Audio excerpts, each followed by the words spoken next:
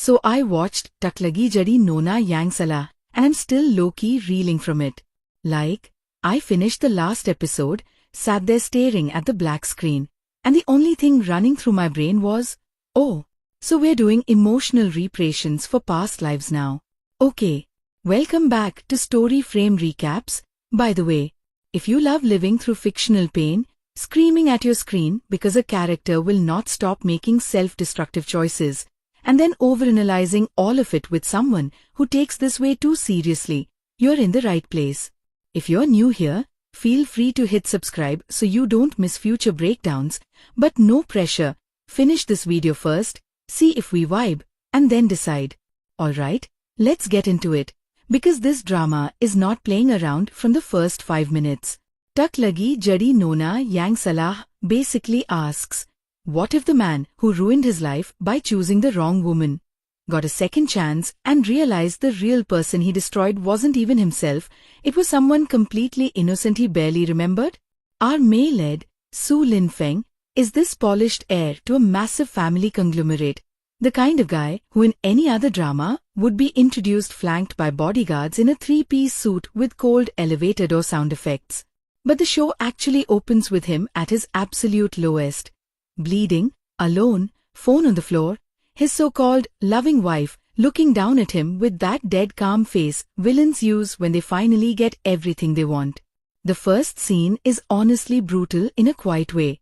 There's no dramatic thunderstorm, no melodramatic screaming, just Lin Feng realizing at the very end that his wife has been using him, playing him, and finally discarding him for his shares and his surname. He tries to crawl to her, asks, Royan, why? And she just answers, because you were easy. That line? It hits. Because it's not about intelligence, it's about emotional vulnerability. You instantly get that his downfall isn't that he's dumb, it's that he trusted the wrong person with a loyalty that should have gone to someone else. And then we see the company press conference on TV, the headlines calling him unstable, the police sirens outside, and the sound sort of muffles as the blood pools. Cut to black. Title card. Then boom, he wakes up. 10 years earlier. Back in his bedroom in his family mansion, fully alive, gasping, sweating, with his heart pounding like he just ran out of hell. And the way the show handles that whole rebirth realization is actually so satisfying. He doesn't just instantly go, oh, I've reincarnated, cool, time to be a business god. No, he's disoriented. He thinks he's hallucinating. He runs downstairs and nearly collides with his father, who in his first life died of a stroke after all the corporate mess, and he literally staggers back because seeing this man alive again knocks the air out of him. There's this tiny, quiet moment where his dad is scolding him for oversleeping, and Lin Feng just grabs his arm with shaking hands and says, "You're still here?" And his dad's like, "What kind of creepy thing are you saying first thing in the morning?" But you can see this flicker of concern in his eyes. That little acting choice sets the tone. This isn't going to be just a revenge power fantasy where our male-led turns into this ice-cold mastermind. He's traumatized. He's grateful. He's terrified he's going to screw it up again. And then, of course, the show does the thing we're all waiting for. It reintroduces the ex-wife candidate. Jiang Royan, in this timeline, is not his wife yet. She's still the girl the Su family is casually considering as a good, solid political match. In the first life, she approached him like some gentle savior. Now, with all his memories intact, he's watching her every move like someone who's seen behind the mask. You know that feeling when you rewatch a drama, and suddenly all the nice gestures from a villain feel creepy because you know where it leads? The show makes you feel that, through him. There's this early dinner scene where the families meet. In the past, this was the start of their tragic marriage. This time, though, the camera stays really close on his eyes while she plays her role, apologizing for being too bold, pretending to be uncomfortable with the idea of engagement, lowering her gaze exactly at the right beats to look obedient but not weak. Lin Feng is just sitting there motionless, watching, and the sound design drops out everything except the clink of her chopsticks. It's so tense. His father is smiling, the elders are pleased. and you can almost see their old future assembling itself again like a trap snapping shut. And then he just says, very calmly, I'm not considering marriage right now. The whole table freezes. His dad looks at him like, excuse me? Royan blinks, clearly not expecting resistance this early in the game. She hides it fast with a soft laugh. But for half a second, you see the calculation in her eyes. That half second is so important. The actress nails that micro shift from, oh dear, I'm shy, to wait, my script is not going according to plan. Now here's the thing about this drama that surprised me. It doesn't immediately toss Lin Feng into supervillainy mode where he crushes everyone who wronged him. Instead, it anchors him to this one very specific memory, a summer day from his childhood, with a little girl he barely knew. The show sprinkles these fragments in early on. Sunlight on dust, a red kite tangled in a tree, him as a young boy crying alone behind some holiday villa, and this girl bringing him melted ice cream and saying, it doesn't matter if it melts. It's still sweet. He never even knew her name clearly. He called her Exio Yue because that's all he remembered from her mother shouting from a distance. Back in the new timeline, as he's scrambling to avoid all his old mistakes, he bumps, literally, into Lin Exive. She's carrying this stack of design portfolios, walking way too fast because she's late for a part-time job interview, and he steps out of a car at the wrong moment. Papers everywhere. He bends down to help, their hands touch, yada yada. But what actually sells it is not the cliché, it's the way sound warps. The crumple of paper, the distant noise of traffic, and then, buried under it, the echo of that kid voice calling, Big brother, don't cry. He freezes. Exive, on the other hand, has no clue who he is. To her, he's just some absurdly well-dressed, unknowingly unmoved CEO blocking the sidewalk. She snaps, if you're not going to help, at least stop stepping on my work. Because yes, our female lead actually has a backbone and a temper, thank God. There's this tiny pause, and then he lets out this awkward little laugh, almost disbelieving, and starts picking things up. You can see it on his face. He's seeing the same eyes from his memory on a grown woman. But he doesn't say anything. How do you even start that conversation? Hi, I think you were the kid who once gave me melted ice cream 20 years ago and have been emotionally haunted by you ever since? Exactly. What I love is that the drama doesn't rush their bond. It would have been very easy to make it like childhood fated love, boom, destiny, soulmates, done. But Exive is busy surviving. She doesn't have time to be anyone's manic pixie healing device. She's juggling freelance illustration gigs, taking care of her grandma, and fending off a very realistic pile of financial anxiety. When he keeps popping up in her life, sometimes on purpose, sometimes accidentally because fate has a dark sense of humor, she is suspicious as hell. As she should be. When a random rich man offers help, your first reaction should not be, wow, Prince Charming. It should be, what's the catch? And the show leans into that. There's this fantastic scene in a coffee shop later where she straight up asks him, do I remind you of someone? He's caught off guard and fumbles some line about how her work caught his attention, but she presses, because I've met men like you before. I'm not going to be anyone's substitute. This is early, like before they're even close, and it sets such a strong foundation for her character. She doesn't want to be the tool that props up a broken man's ego. She wants to be chosen for herself. That line circles back so many times emotionally as the story goes on. Let's talk a bit about Su Lin Feng as a character, because he really anchors the whole thing. In his first timeline, he was this soft-hearted heir who thought loyalty meant never questioning the people you love. He cut off people who challenged his wife because he thought that was how you prove devotion. The rebirth doesn't turn him into some cold-blooded demon. It gives him this constant, simmering self-disgust. Every time he remembers how badly he misjudged things, you can see him fighting the urge to overcorrect hard. There are scenes where he's so sharp, so ruthless in meetings, you think he's overcompensating just to prove to himself that he's not that naive guy anymore. One of my favorite early sequences is when he starts preemptively blocking the business moves he knows will ruin his family in the old timeline. There's this investment his uncle pushes, involving a chemical plant project in a rural town, which in his old life led to some scandal, environmental damage, lawsuits, his dad's breakdown, the works. This time, Lin Feng walks into the boardroom and just dismantles the whole plan with brutal clarity, throwing numbers and future predictions like he's reading a cheat sheet. The older executives are impressed but wary. His uncle is furious, and Lin Feng, who used to be passive in these meetings, is suddenly laser-focused. But the show is smart. It doesn't present it as if his future knowledge is a free magic card.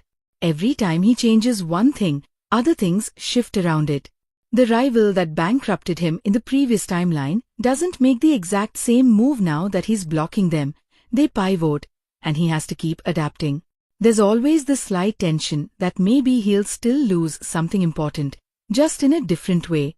That keeps the stakes alive. And layered under that corporate chess game is his guilt about Lin Xive.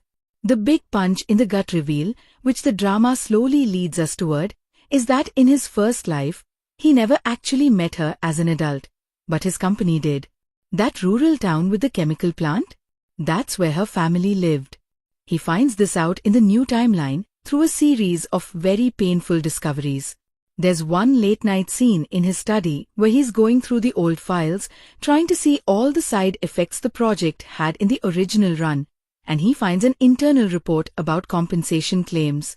On the list of names, there's Lin Xive, age 22, hospitalized, and next to it, a scribbled note from a lawyer basically instructing them to delay until the claimant gives up. And he remembers how, in his old future, that file never crossed his desk because Royan and her people filtered it. That's when the title of the show really lands emotionally. Tak lagi jadi Nona yang Salah. No longer making the wrong girl the one to blame, no longer choosing the wrong woman to protect while an innocent one dies in the background.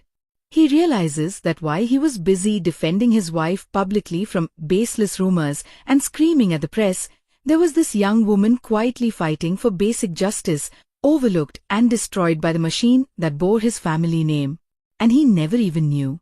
It's actually worse than if he'd directly hurt her, because indifference can be so much more chilling than open cruelty.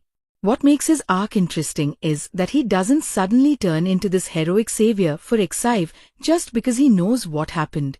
At first, he almost treats her like this living apology he needs to make. He's overprotective, overly generous, subtly trying to rearrange her life so all the bad things never come near her again. He buys out the building where her grandma's little rental room is to keep rent from going up, but he does it under some company shell so she doesn't know. He steers big clients toward her illustration work. He's playing God. And you know what? The drama calls him out on it. Hard. There's a scene around the middle where Xive finds out that he's been behind half the lucky breaks she's gotten. She goes from stunned to furious in about 3 seconds. She tells him, "I worked so hard to believe I got here on my own. Do you know what you just stole from me?" And that line cuts deep. For a guy who spent one lifetime losing everything, he doesn't understand at first that taking away someone's struggle can also be taking away their sense of self. That whole confrontation is so raw. She is crying, but not in this begging, pathetic way. It's this angry, betrayed, "I thought you saw me," not just your guilt kind of tears. And he just stands there silent because there is no defense. He did it. His intentions were warped, even if he meant well. Lin Xive herself is honestly one of the better female leads I've seen in this sort of rebirth setup. From the description, you might think she's the classic pure white lotus who heals the broken CEO with her sunshine. She's really not. She's kind, yes, but it's a choice, not a default setting. You see moments where she wants to snap harder, where she's tempted to be selfish or petty, but she pulls herself back, not because good girls don't get angry, but because she's very clear about the person she wants to be. She's got this line with her best friend early on where she says, "If I let bitterness decide everything, I'm just handing my life over to people who hurt me. I don't like them that much." That made me laugh and hurt at the same time. Her backstory is rough without being misery porn.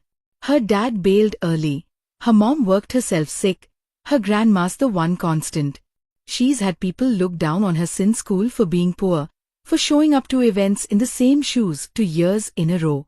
So when this gilded heir keeps appearing in her orbit, part of her wants to punch him just for existing so comfortably. And the show actually gives her space to be resentful of wealth as a system, not just an individual. That's something I really appreciated. It's not like, oh, but he's a nice rich guy, so capitalism is okay. There are these quiet exchanges where she challenges him on the very structure of his world, and he has to either defend it or start tearing it down from the inside. And neither of those options is easy.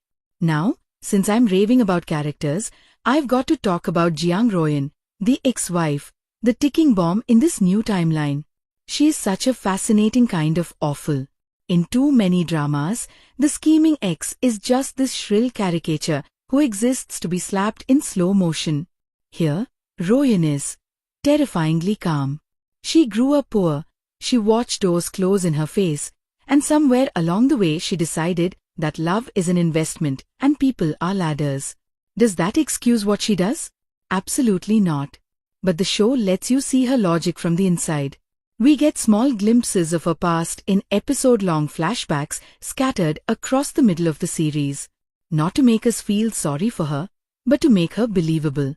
There's a scene of her as a teenager getting humiliated in an upscale store by the salesgirl, her cheap shoes squeaking on marble while everyone laughs. She goes home that day and looks in the mirror, and you see the moment she chooses. Never again. If they hurt me because I'm weak, then I won't be weak. The problem is, in her mind, not weak becomes use everyone before they use you. So, in the old timeline, when she meets Lin Feng, soft, trusting, rich, she clocks him immediately as both a resource and a shield. In the rebirth timeline, she starts sensing that something's off. The guy who once clung to her every word is suddenly distant. The engagement talks she expected to fall into place are delayed. And the actress plays that almost like a horror story from her perspective. Her carefully written script is being rewritten in front of her, and she doesn't know who's holding the pen. Her reaction is not instant rage, it's strategic. She adjusts her tactics. She plays more vulnerable. She tries to bump into him in coincidental ways. She even targets people around him, like his younger brother, to gain information. One really chilling moment. She volunteers at a charity event that Lin Excive's freelancing for, of all things. She accidentally spills coffee on one of Excive's pieces, apologizes profusely, offers to pay for damages, all while quietly analyzing how close Excive and Lin Feng are. Watching these two women circle each other, neither fully sure of the other's role yet, is tension gold. Excive senses something is off in Royan's smile, but she can't place it. Lin Feng, when he shows up later and sees them in the same room, looks like he's seeing a grenade in his living room. Let me talk about the acting here for a second, because this kind of dynamic only works if the cast can sell micromotions. The actor playing Su Lin Feng carries that I remember an entire lifetime of failure weight in his posture. He sits like a man who's used to losing things, slightly hunched, like he's braced for bad news, except in business meetings where he straightens up and almost puts on a mask as armor. Watch his eyes in scenes with his father and younger brother versus scenes with Royan. With family, there's always this tiny flicker of gratitude and panic, like he's constantly trying to mentally screenshot these moments because he lost them once already. With Royan, his gaze is flat, careful, like he's walking a line between hatred and caution. But then with Excive, especially as they grow closer, his eyes soften in a way that honestly makes some of those rooftop scenes way more intimate than the actual physical skinship. The actress playing Lin Excive honestly walked away with the show for me. She gives Excive this grounded warmth, like a person you could actually meet. Her smile isn't this generic Cinderella smile. It's lopsided and sometimes stiff when she's trying to be brave. The way she does crying scenes, she actually gets that ugly, splotchy look that real people get, and her voice cracks mid-sentence. There's a scene where her grandma collapses and she's in the hospital hallway, phone in hand, making frantic calls trying to figure out how to pay the deposit. And her fear is so raw that I had to pause and collect myself. It's not pretty, it's desperate. Then Lin Feng shows up, and the way she tries to pull herself together in front of him, forcing this weird little smile like, "I'm fine, it's just a routine check," while her hand is still shaking. That's the kind of detail that makes a character feel alive. As for Royan, her actress absolutely nails the performative gentleness thing. There's one early episode where she goes to the Su house with homemade soup for Lin Feng's dad. In the old timeline, this was what won the elders over. In the new one, we as the audience know it's manipulation. But she doesn't play it as cartoonish. Her tone is exactly right. Her movements are slightly too polished, like she's practiced them. When she gets caught in a lie later, the way her face switches from soft concern to cold calculation in under a second, I actually felt a chill. Now, chemistry. This show is a slow burn, and I mean that in the most agonizing way. There's an entire stretch of episodes where if you're the kind of viewer who wants kisses and confessions by episode 8, you might be screaming. But if you enjoy emotional intimacy, the tiny gestures, the silent, "I'm on your side" kind of closeness, you'll be feasting. One of my favorite moments isn't even romantic in the obvious sense. It's when Ixive and Lin Feng are stuck in a small town overnight because of a storm, and they end up sheltering in this half-finished community center his company is funding. It's late, the power keeps flickering, and they're sitting on opposite sides of the room at first, both slightly awkward. Eventually they end up talking about regrets, and Ixive says, "If you could go back and fix one thing, would you?" He goes very quiet and just says, "One thing wouldn't be enough." He's staring at the floor, and you can see his fists clenching, flashes of his first death scene, the headlines, his father's funeral, everything. She doesn't push. She doesn't try to psychoanalyze him. She just scoots a little closer and sits there, not touching him, but close enough that if he wanted to say more, he could. That's chemistry. That gentle space holding. Later, when they do finally confess, it feels earned. It's not this big grand gesture in front of a crowd. It's raw and a bit messy. They're arguing, actually. She's accusing him of still hiding too much, of treating her like someone he has to shield from every truth. And he just blurts out, "Because the last time I didn't protect you, you died." He doesn't explain the rebirth thing yet, but in his panic, he says the quiet part out loud.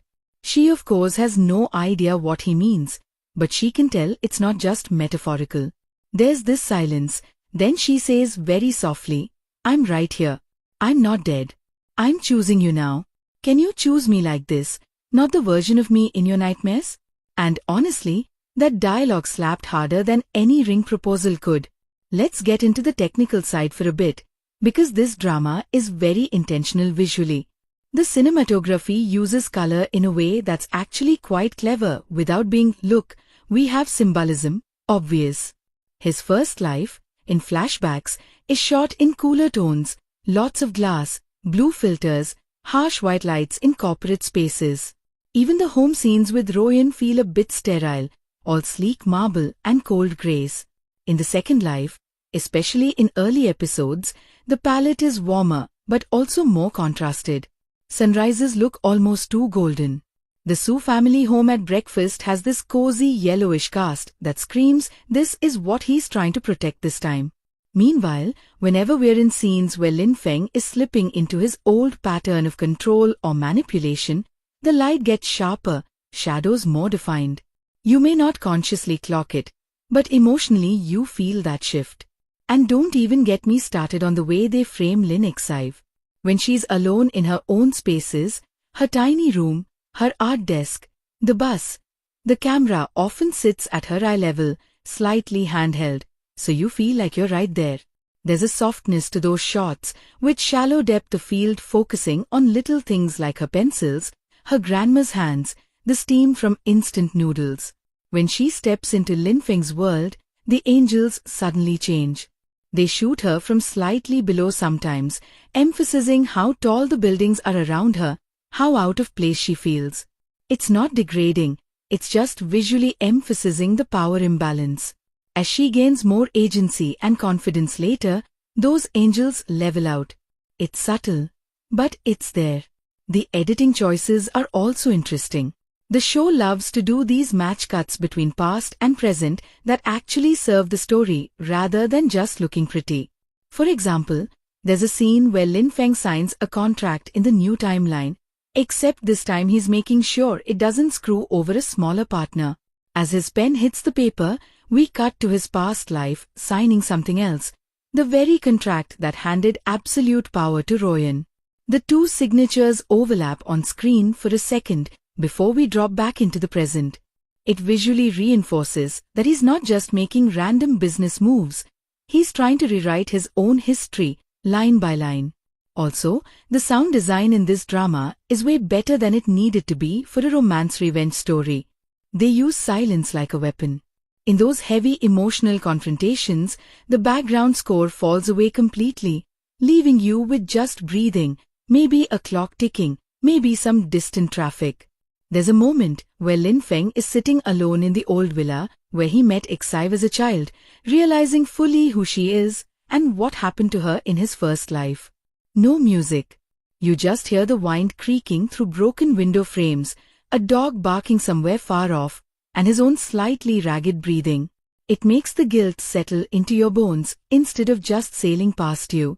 Speaking of music, though, the OST is exactly the kind of heart-clenching piano and strings combo you'd expect, but a few tracks really stand out. The main theme is this melancholic song sung by a female vocalist with a slightly husky tone. The lyrics talk about, if I could choose again, I'd walk slower past you, so I'd remember, very on the nose for a rebirth drama. But somehow it works because they don't overplay it. They save the full chorus for key moments. His realization of her past suffering, her decision to trust him despite all the red flags, and yes, that final episode scene, which I'm not even going to touch yet, because that's a whole meltdown of its own. I also appreciate that they have a lighter, almost whimsical motif for Exive's everyday life. A little acoustic guitar riff, some soft percussion. It pops up when she's sketching, cooking with her grandma, or goofing around with her best friend.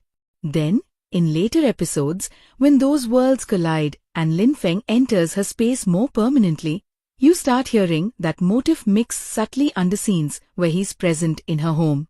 It's like the sound is telling you he's not just visiting anymore, he's becoming part of her rhythm. Let's circle back to the narrative structure because it's not just a straight line of he died, he came back, now he wins. The show breaks the story into almost 3 emotional arcs: repentance, resistance, and rebuilding. The first chunk, roughly episodes 1 to 10, is very much about his internal turmoil and shock. He's protecting his family from the obvious landmines he remembers, tentatively circling Exive, keeping Royan at arm's length. There's this constant question: is he going to tell anyone the truth about his rebirth? The answer, for a long time, is no, which creates its own set of problems. Secrets have a way of rotting everything around them.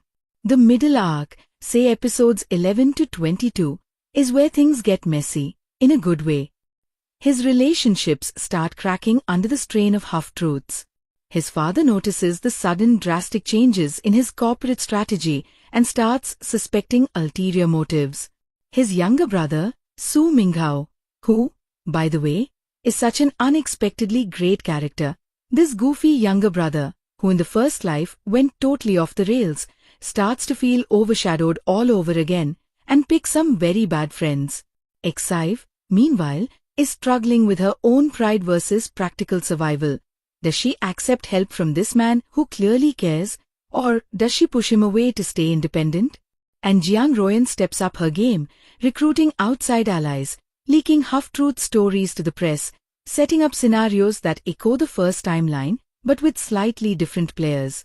One standout stretch in that middle portion involves an online scandal. Because of course there's an online scandal, it's 2026, what did we expect? A manipulated photo surfaces, making it look like Exive is some homewrecker clinging to a rich married man. In the first life, you remember, there were rumors like this about some woman from the countryside, that Lin Feng's team crushed to protect Royan's pristine image. Now, in this new life, history tries to repeat itself from a different angle. Watching him face the exact same type of media frenzy, but with the roles reversed, is honestly chilling. The way he reacts this time is not instantly perfect, either, which I really liked. His first instinct, and this is very in character, is to go full damage control. Hire PR firms, scrub the internet, issue a sterile statement calling it a misunderstanding. He's operating on autopilot from his old CEO training. But when Exive sees the bland statement, she's devastated. A misunderstanding? She asks. So I'm just a PR problem to be managed? That confrontation forces him to realize that if he wants to stop repeating the cycle, he can't keep using the same methods under a different banner. Eventually, and this scene is so satisfying, he goes on record himself, not just denying the rumor but naming her, acknowledging the relationship, staking his reputation on truth instead of spin. For a man with his background, that's a huge, risky step, and it feels like genuine growth rather than a stock hero clears the name of the heroine moment. And we have to talk about Su Minghao for a minute, because a lesser show would have left him as comic relief or a tragic backstory footnote. In Lin Feng's first life, Minghao spiraled into addiction and shady side deals after being constantly overshadowed and then scapegoated when the company collapsed. That guilt sits heavy on Lin Feng in the new timeline, and his attempts to save his brother are another place where good intentions nearly wreck things. At first, Lin Feng micromanages him like crazy, pulls him out of social circles, monitors his spending, shuts down his minor projects because he deems them too risky. Minghao understandably rebels. From his point of view, his older brother just turned into an overbearing control freak overnight. And the writing actually lets Minghao be right about some things.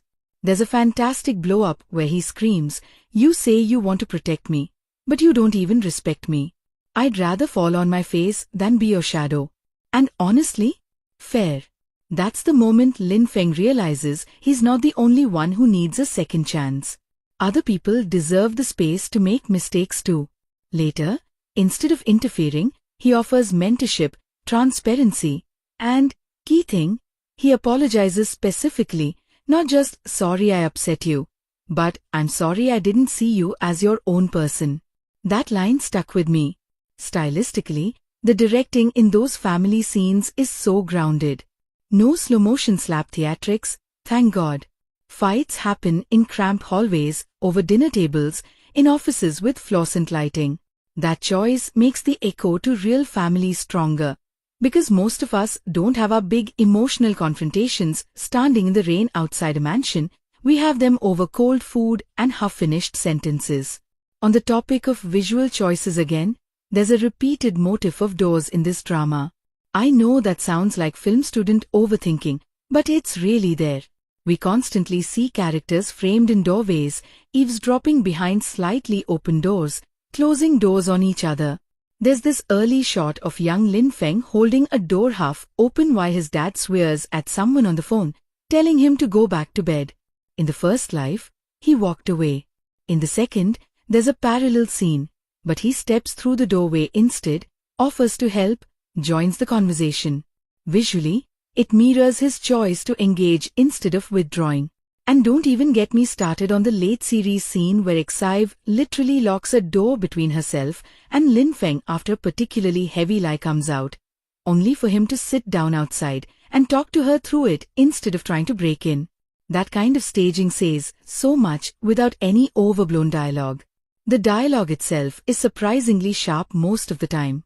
Of course, it has its share of melodramatic lines. This is a rebirth drama. I expected at least one, "If fate is cruel, I'll be crueler" speech. But the bulk of it is grounded in very human fears. What if I mess it up again? What if I can't forgive myself? What if loving you means hurting you? One little exchange I adored is when Exive asks Lin Feng, "Do you think people can really change?" And he answers, "I don't know. I only know regret changes you, whether you like it or not." It's simple, but in the context of everything he's carrying, it lands heavy. There are also some genuinely funny lines which you need in a story this heavy. Zhang Qiao, Lin Feng's long-suffering assistant, is basically the audience's voice half the time. There's this scene where he walks in on Lin Feng staring at his phone, clearly debating whether to text Exai first. Zhang Qiao deadpans, "Sir, this is the 4th time you've opened and closed her chat in 5 minutes. If you're going to reject your past life, at least reject it with some riz." I actually snorted. Those little modern jokes keep the show from suffocating you under angst. Speaking of Zhang Qiao, the supporting cast overall is way more fleshed out than I expected. Exai's best friend, Mei Lan, isn't just the sassy sidekick. She has her own romantic disappointment arc, her own career crossroads. There's a whole mini-plot where she's offered a stable, boring office job that would mean giving up on her indie cafe dream, and Exai, instead of doing the usual drama thing of chanting, "Follow your dream, money doesn't matter," actually sits down with her and does a budget breakdown on paper. They talk very frankly about burnout, about how chasing passion when you're broke hits differently. That conversation felt so real it almost hurt. The show doesn't shame any choice. In the end, Mei Lan decides on a compromise route that makes sense for her, not just what makes a cute montage. Even the so-called villains beyond Royan have shades. There's a senior executive who in the first life helped oust the Su family from their own company. In this timeline, once Lin Feng starts making waves, we see him not as some mustache-twirling traitor, but as a man who's been passed over, resentful, yes, but also genuinely concerned about risky shifts in company policy. When Lin Feng finally confronts him, they have this low-key, almost civil argument about what a corporation owes to society versus its shareholders. It's not evil versus good, it's two worldviews clashing, profit at all costs versus responsibility, even when it cuts into short-term gain. For a show that easily could have just made him the bad board member, giving him a coherent point of view was a nice surprise. Now, not everything is perfect. I'll get into more of what didn't quite work for me later. But even in this first chunk of thoughts, I have to mention the pacing wobble around the late teens episodes. You can feel the script struggling a bit to stretch certain conflicts. There's a stretch where the same misunderstanding between Lin Feng and Exai gets replayed in slightly different settings. She feels lied to. He wants to tell the truth but holds back. She pulls away. He broods. And after the 3rd iteration, I was like, okay, writers, we get it, therapy is needed. Move. The only reason it's bearable is because the actors keep finding new notes in those conversations, but structurally, you could have trimmed an episode or two there. Still, I do appreciate that even when the story circles a bit, it usually adds some new information. A side character's motivation, a small reveal about what happened in the old timeline, or a hint of the cosmic rules of this rebirth. Because yes, the show doesn't entirely ignore the question of why did he come back? It's not heavily fantasy, but there are hints. There's this recurring older woman who appears in crowd scenes, at the hospital, at the library, outside the courthouse, always watching Lin Feng at key turning points. At first, you think she's just a background extra your brain happens to latch onto, but then the camera lingers one beat too long. Later, Exai mentions seeing that nice auntie giving her directions when she was lost years ago. The implications are interesting. The show never goes full-on guardian angel with her, but it drops just enough breadcrumbs for you to speculate whether there's some force keeping score of Lin Feng's choices this time. There's a haunting scene where he goes back to that rural town from the chemical plant project and runs into this same woman sitting by a small shrine. She says something like, when the living can't carry their regrets, sometimes the years bend for them. But bending isn't breaking. If you walk the same way again, the road won't move for you twice. It's cryptic as hell, but it reframes the rebirth not as a guaranteed happy ending, but as a conditional chance, change or suffer again. And that brings me to one of the most interesting things about Tak Lagi Jadi Nona Yang Salah. It's obsessed with responsibility. Whose fault was the first life's tragedy? The easy answer is the evil wife ruined him. And sure, Jiang Royan did terrible, unforgivable things. But the show keeps poking. Why was he so blind? Why did the system let her win? Why was it so simple for one woman to redirect an entire corporation's moral compass? It never fully absolves Lin Feng with a victim of manipulation label. There's a scene where Exive bluntly tells him, after learning more of his past, "You were hurt, but you also hurt people. If you want forgiveness, at least look them in the eye in your own mind." That line knocked the air out of me.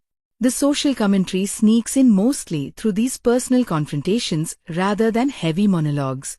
We see how easy it was, in his first life, for tabloids to paint a faceless other woman as the cause of all his troubles. That's what the title riffs on, the wrong lady in public stories. Women are so often placed into easy archetypes: the innocent wife, the homewrecker, the gold digger. Tak lagi jadi Nona yang Salah basically flips the table and says, actually, labels are lazy, and the man in the middle has more agency than he pretends. In the new timeline, when the media tries the same trick, blaming an unnamed female figure for corporate chaos, Lin Feng's refusal to let them scapegoat some random girl feels like him consciously writing a different script this time. Visually, they even highlight this through mirrors and reflections. In multiple episodes, we see headlines reflected in glass, distorted. In one particularly clever shot, we see two different news segments on different TVs in an electronics store, one vilifying a mysterious young woman, the other discussing investor fraud. People in the store only watch the scandal, not the fraud. The show isn't subtle about what it thinks our society tends to prioritize, but honestly, I kind of like that it just goes for it. And yeah, while all that heavy thematic stuff is happening, there's still the romance threading through everything, which somehow stays tender even when surrounded by lawsuits and corporate takeovers.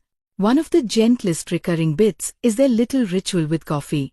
At first, Exive brings him cheap convenience store coffee in a paper cup when he's pulling an all-nighter at the office, calling it inspiration fuel. He grimaces at the taste, but drinks it because she's watching. Later, when things between them get rocky, there's a morning where she leaves a cup outside his office without knocking.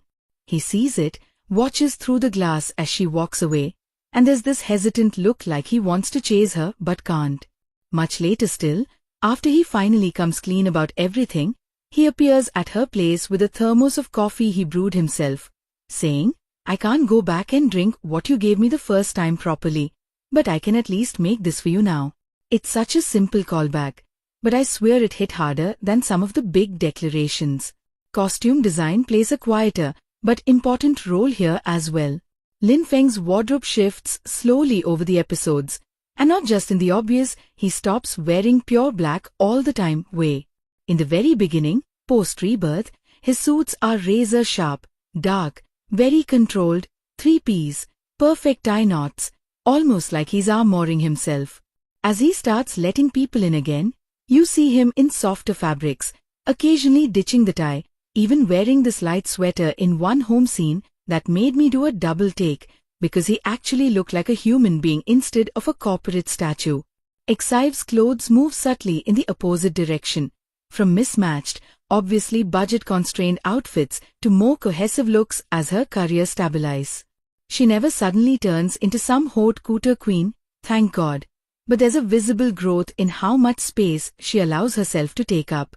The set design for her world is probably my favorite though. Her room is tiny, but it looks lived in. Post-its, scuffed walls, plants barely hanging on, a cluttered desk with both art tools and unpaid bills. It's not the Instagram version of poverty. It's real, slightly messy, sometimes claustrophobic. Opposite that, the Su family house is the classic rich drama mansion.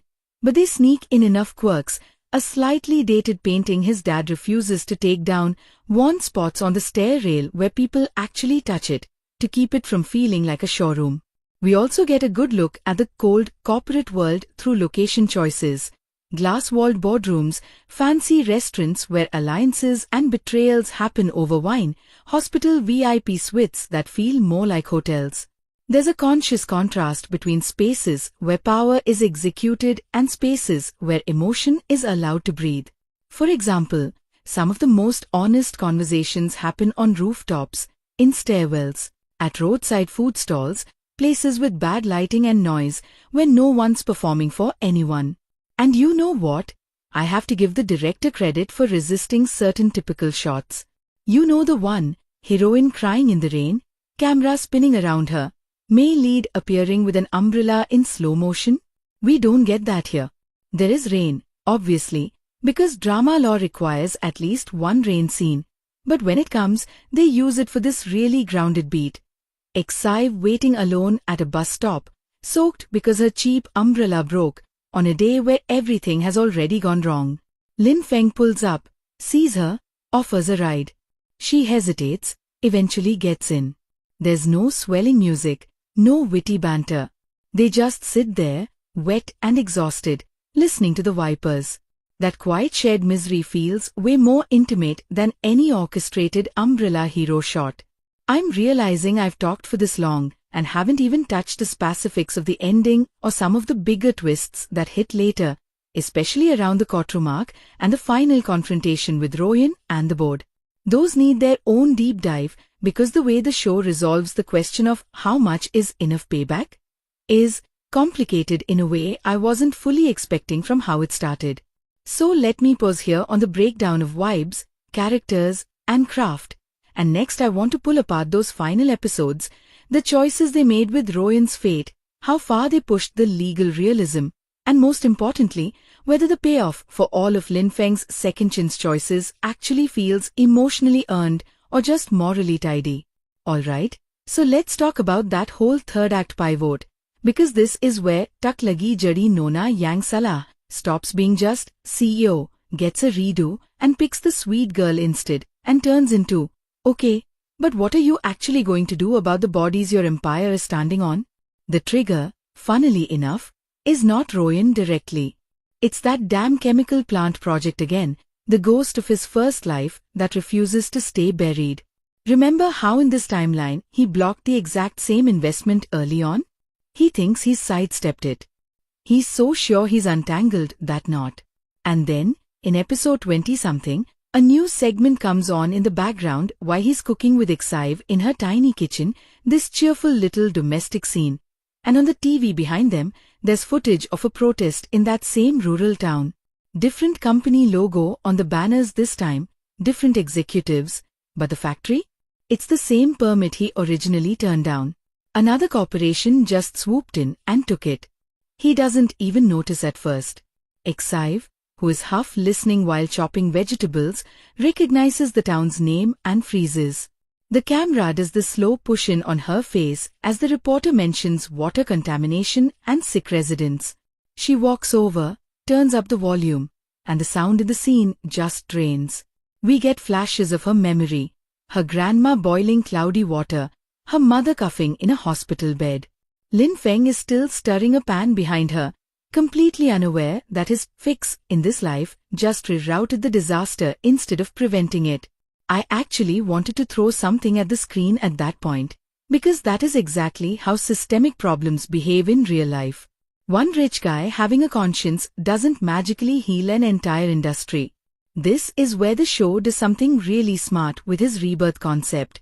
It refuses to let him treat the past like a puzzle game where you can just move a few pieces and get a perfect ending.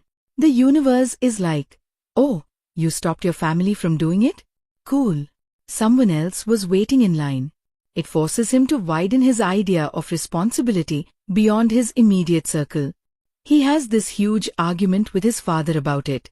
Dad is basically, we rejected that project. We did the right thing. The rest isn't our problem. And you can see younger life Lin Feng in his eyes for a second, that same old instinct to say, yeah, true. Not a mess. Except he can't now, because he remembers the first life where that rationalization almost destroyed everything. He slams his hand on the table and says, you think we can wash our hands just because the contract has someone else's stamp? We knew what that factory would do. We just pretended saying no was enough. That line is messy and angry and so on point. It's him finally freaking out at the idea that moral responsibility doesn't end at the boundary of your legal liability. And of course, because drama gods love collateral pain, this is also the stretch where Excive's grandma's health starts sliding down fast. It's not sudden. They've been hinting at it from early on, the little coughs, the pills, the "I'm fine, just old bones" deflections. But the protest news basically rips open a wound Excive has spent years carefully bandaging. She goes into this almost robotic mode after watching the coverage.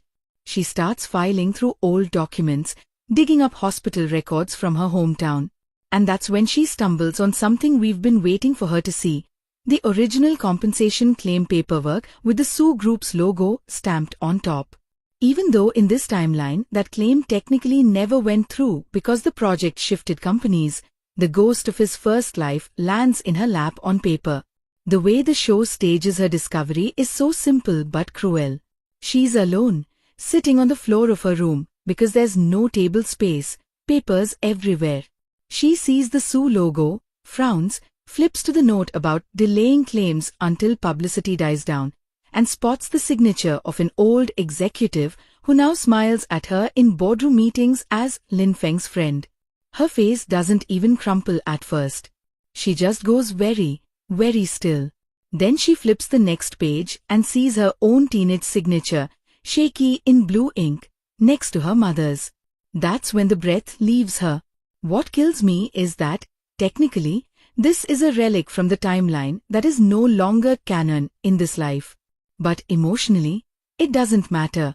For her, the past is not theory, it's lived.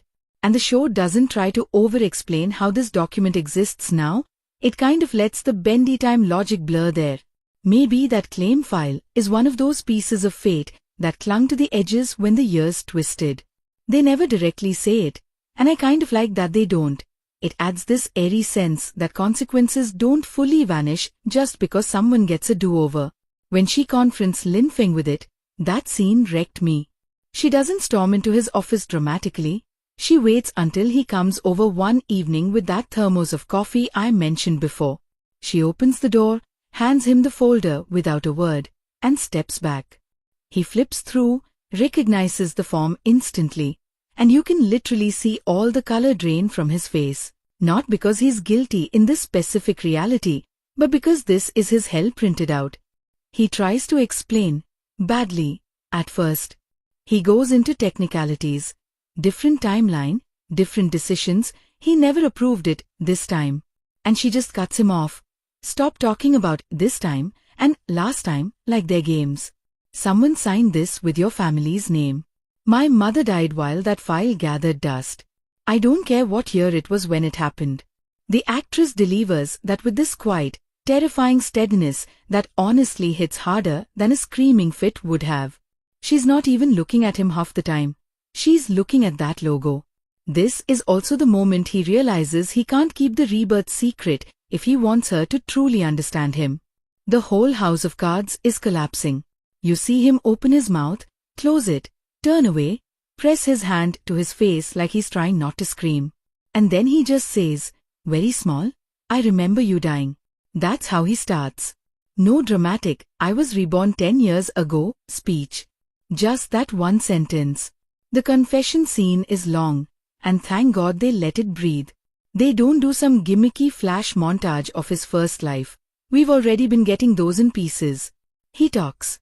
He stumbles, backtracks, grips the back of a chair so hard his knuckles whiten. He tells her about his death, about Royan's betrayal, about all the people he lost, and then about finding her in the second life and realizing, piece by piece, what his company did in the old one. The camera doesn't cut away to some cosmic light show or a judge from the heavens nodding approval. It stays on their faces, because the magic isn't the time travel. It's what it does to two regular people trying to figure out what the hell to do with that knowledge. Exive's reactions go through a full grief cycle in about 10 minutes. There's disbelief, obviously, because what do you even do when your boyfriend drops, by the way, I died once already, on a random Tuesday. Then there's anger at the sheer audacity of him carrying all this without telling her sooner. She says at one point, you talk about me dying like I'm a story you read somewhere. I was living that. That's so important. He's talking from this strange perspective of someone who remembers outcomes that technically haven't happened now, and she has to drag him back to the fact that, either way, her suffering wasn't theoretical. But then there's this unexpected beat where she actually believes him, not because he begs or swears, but because too many little details line up that she could never have told him.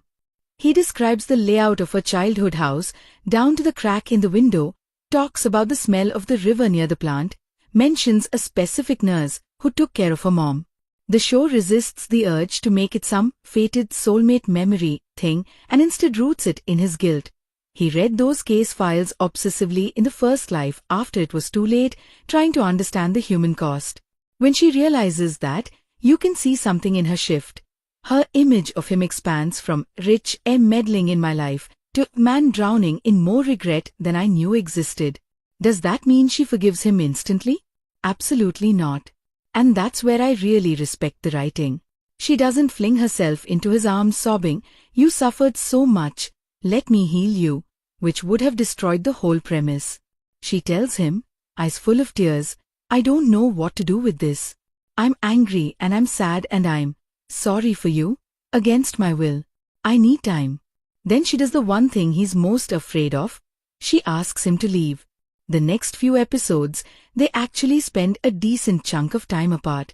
Not break up in the dramatic sense like never see you again, but this heavy emotional distance where texts go unanswered, calls get declined, and when they bump into each other at work functions, the air is thick enough to slice.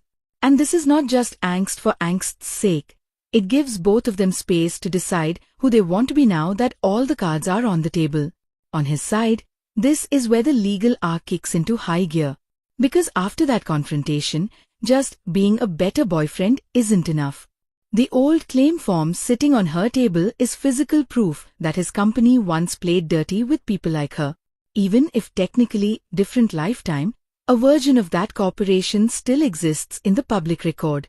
He could have shoved it in a drawer and told himself, well, that was the old timeline, not my responsibility. Instead, he does something that honestly shocked me. He goes to the company's legal department, slams the file down, and says, "We need to reopen every single claim related to that factory, especially the ones we buried." There's a beat where the head of legal stares at him like he's lost his damn mind. Because financially, this is suicide. You're talking about voluntarily digging up potential liabilities years after the statute of limitations, for some of them may have even passed, inviting bad press, inviting copycat suits. From a cold business perspective, this is the stupidest move. And the drama doesn't pretend otherwise. Everyone around him thinks he's gone off the rails. His uncle calls him insane. Board members start whispering about a vote of no confidence. His father, who's been slowly warming to his reformist tendencies, looks genuinely frightened now. He says, "Do you want to destroy everything we built?" And here's where that line between revenge story and redemption story becomes crystal clear. In the first half, his driving force is "I won't let Royan ruin us again." That's revenge colored. In this half, his obsession is "I won't pretend we're innocent when we're not." That's something else entirely. Accountability. And it's not glamorous. There's no guarantee he wins. Watching a CEO choose that, fully aware that it might cost him his position, is way more interesting to me than watching him outmaneuver a board through clever contracts. The legal stuff itself is, okay, not always perfectly realistic. There are a few too convenient moments where documents are found a little too easily, or a whistleblower shows up right when they're needed. But they at least try to ground you in the actual fight. There are scenes with lawyers arguing about jurisdiction, ethics committees, the statute of limitations on environmental cases. They bring in local residents as witnesses, including this old man whose farm was ruined. He gives this monologue in court about how a man who spills poison in the river doesn't get to say "time's up" just because the calendar changed. It's obvious speech writing, sure, but delivered with so much quiet pain that it lands. Royan, naturally, is not about to go quietly while he turns himself into some crusader. She's got skin in the game. A bunch of the old shady deals were run through shell companies she controlled in the first life. The moment she realizes he's looking backwards, not just forwards, her self-preservation kicks into beast mode. She was already angry that he broke the engagement trajectory, jealous that he chose Exive, resentful that he's no longer pliable. Now he's also threatening to expose the kind of tactics she's always used to climb. For her, this is war. She tries subtle sabotage first. Leaks to the media framing his reopen the claims move as some ploy to distract from a secret scandal. Planting stories about him being mentally unstable, reusing the exact same erratic CEO narrative that destroyed him in the first life. Those parallels are brutal. You watch news anchors use almost the same phrases, talking heads speculating whether he's fit to lead, and you can feel him relive that downward spiral in his bones. The difference now is that he has at least a handful of people in his corner who know the full picture, or close to it. One underrated MVP here is his father. I honestly thought the dad would stay in that stubborn patriarch lane all the way through. The classic, I don't understand your new morality, you're threatening the bloodline, you're not my son, vibe. But they actually let him grow. There's this scene, right after the board suggests ousting Lin Feng, where the father sits alone in his study watching an old home video. It's young Lin Feng at some school recital, stumbling over a speech about wanting to build something that helps people. The dad chuckles at the kid's bad haircut, then rewinds and rewinds the word, helps. The show doesn't spell it out, but you get it. He's realizing that somewhere along the way, their measure of success narrowed to profit and nothing else. The next board meeting, when they bring up a vote to strip Lin Feng of CEO power, the father does something I didn't see coming. He abstains. Not a full show of support, he's not a personality transplant, but he refuses to add his weight to the ousting. He says, if we taught him that this family only takes and never gives back, then maybe this mess is also on me. That humbling? That's huge for his character. And it's done in this very clipped, prideful way that still feels true to him. Meanwhile, Exive is fighting her own battle outside the boardrooms. She's not just sitting at home waiting for updates, thank God. That claim form she found? She turns it into action. She goes back to her hometown with a camera and a sketchbook, starts collecting testimonies from people who never got their day in court. The episodes where she's walking through familiar streets, filming polluted streams, drawing the faces of residents as part of a digital exhibit, are some of the strongest in the whole show. There's this montage where her illustrations are intercut with real legal files, human stories versus dry documents, and it hits. Her art, which up to this point has mostly been her survival job, suddenly becomes weaponized truth. At first, she keeps all this separate from Lin Feng. She's still furious, still unsure how to stand near him without wanting to simultaneously comfort and slap him. But of course their paths cross because story structure demands it. A small NGO picks up her project and partners with a larger firm to bring a class action. Guess whose legal department that firm has quietly contracted for consultation? Yeah, his. Their reunion in that context, across a conference table with lawyers and PowerPoints around them, is icy. He walks in, sees her among the plaintiffs, and there's this micro beat where his whole face lights up because he's missed her, then shudders when he realizes why she's there. She looks him dead in the eye and says, "Today, I'm not here as your anything. I'm here as someone your company hurt. Can you respect that?" And to his credit, he nods and sits down like she just slapped a judge's robe on herself. The courtroom arc that follows might be a bit dramatized, but it's emotionally satisfying. One of the tightest moments is when the opposing lawyer tries to frame the whole tragedy as inevitable collateral of development, using all the usual corporate euphemisms. Exive is on the stand, and he basically implies that maybe her mother's illness wasn't even related to the factory. You can see her jaw clench. For a second it looks like she'll break down. Instead, she pulls out one of her drawings, a sketch she made as a teenager of her mother lying in the hospital bed with machines strapped everywhere, and says, "I drew this the night a doctor told me our water was poison. It was the only way I knew how to remember it." You can argue about evidence, But you can't argue me out of my own memory. Is that how actual court works? Not exactly. Would any judge allow a random sketch as evidence like that? Probably not without groundwork. But thematically, it's perfect. This entire show is about memory and what you do with it. Lin Feng has a whole extra life's worth of it. Exive has this one scarred timeline. In that moment, her single life's pain is weighted just as heavily as his accumulated regret. That balance feels right. Now, Royan's unraveling in parallel is some of the best villain comeuppance I've seen in a while, not because she gets thrown off a metaphorical cliff, but because the thing she values most, control of her own narrative, slips out of her hands. She tries to spin the trial as his vanity project, leaks doctored audio clips implying he's using victims for personal redemption. When that starts to fail, she pivots to appealing to his old weakness. She shows up late at night, all soft voice and teary eyes, whispering, "We can still fix this together. We were a good team once." And for one terrifying second, the show lets him wobble. You see him look at her and flash back to certain good moments in their first life. Her taking care of him when he was ill, them laughing over burnt toast, the feeling of not being alone. Because even in a toxic relationship, there are good moments. That's what keeps people trapped. They don't retcon their entire past as purely evil. That's such a brave choice. Royan was not a cartoon villain 24/7. She probably did care sometimes, in her own twisted way. The danger is him forgetting the cost of that care. But then, and this is one of my favorite little acting choices from him, his gaze drops to her hands. In his memory, those are the hands that let his own slip off a balcony rail, metaphorically speaking. He notices that even now, while pleading, her fingers are perfectly steady. No real fear, just performance. He quietly says, "The worst mistake of my life was believing you were my only option." That's it.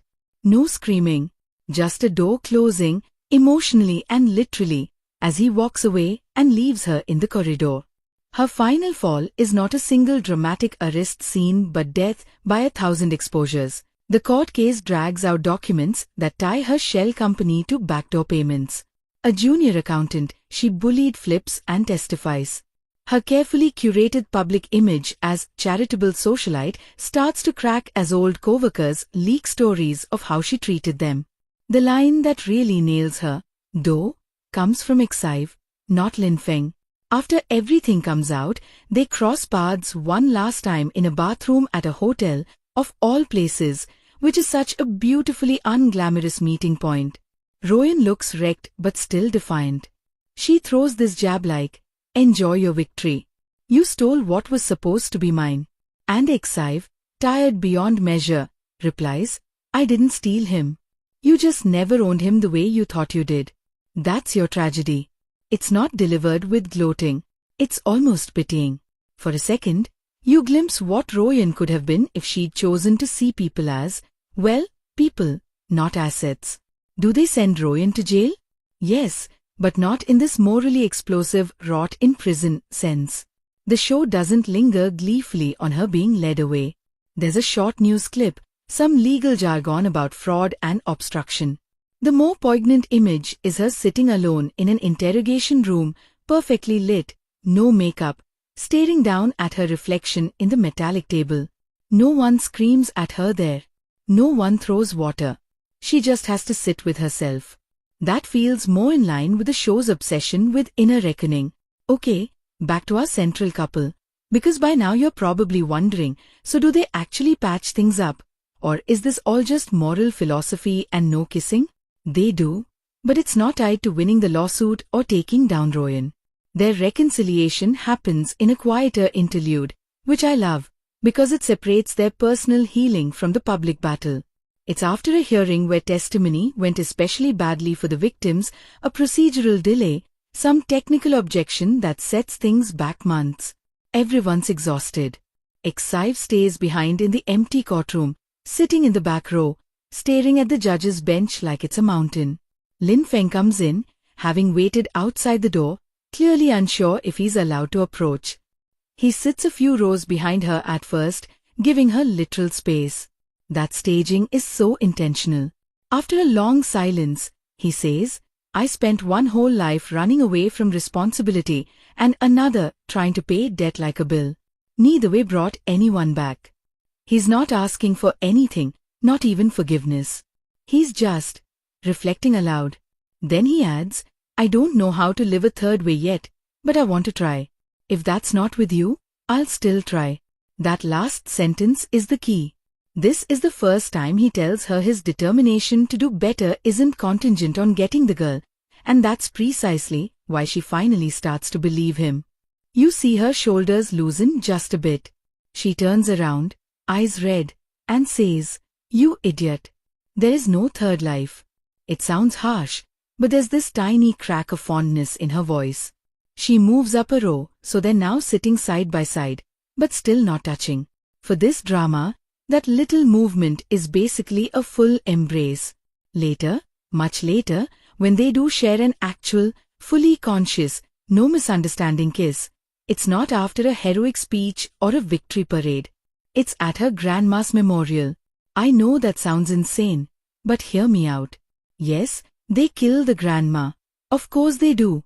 It's a drama. Elderly loving caregivers have expiry dates apparently. But the way they do it, and how it feeds into their relationship, is actually really tender. Her passing is not some shock twist. The woman herself spends her last few episodes sensing her time is short, making jokes about it, meddling one last time in Xive's love life. There's this adorable scene where she calls Lin Feng over under the pretense of asking about her medicine, then promptly leaves the room so he and Xive are stuck together in awkward silence. Classic grandma move.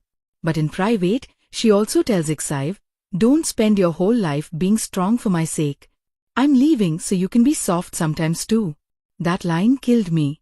At the memorial, after everyone's gone, Xive stays behind arranging flowers, hands shaking.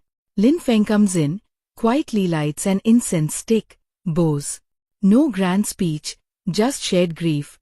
And in that exhausted, raw space, they finally stop dancing around the fact that they still love each other.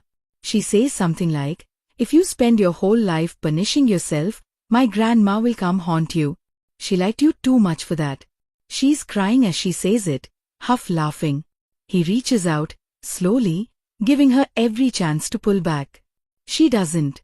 They hold on to each other like two people who have finally accepted that pain is not a reason to stay apart. The kiss itself is soft, tear-salted, not that choreographed spin and dip style. It feels like two people leaning forward out of habit, not performance. And honestly, considering everything they've gone through, anything more dramatic would have felt fake. Their affection throughout the show is built on 1,000 little acts of staying to listen when it's uncomfortable, staying through another person's shame, staying in the room while they rage about something you did. One kiss isn't going to erase environmental crimes, but as a symbol of them choosing each other in a complicated world, it works. Now, I know some of you are probably watching all this and wondering, okay, but does the show go all the way with its themes?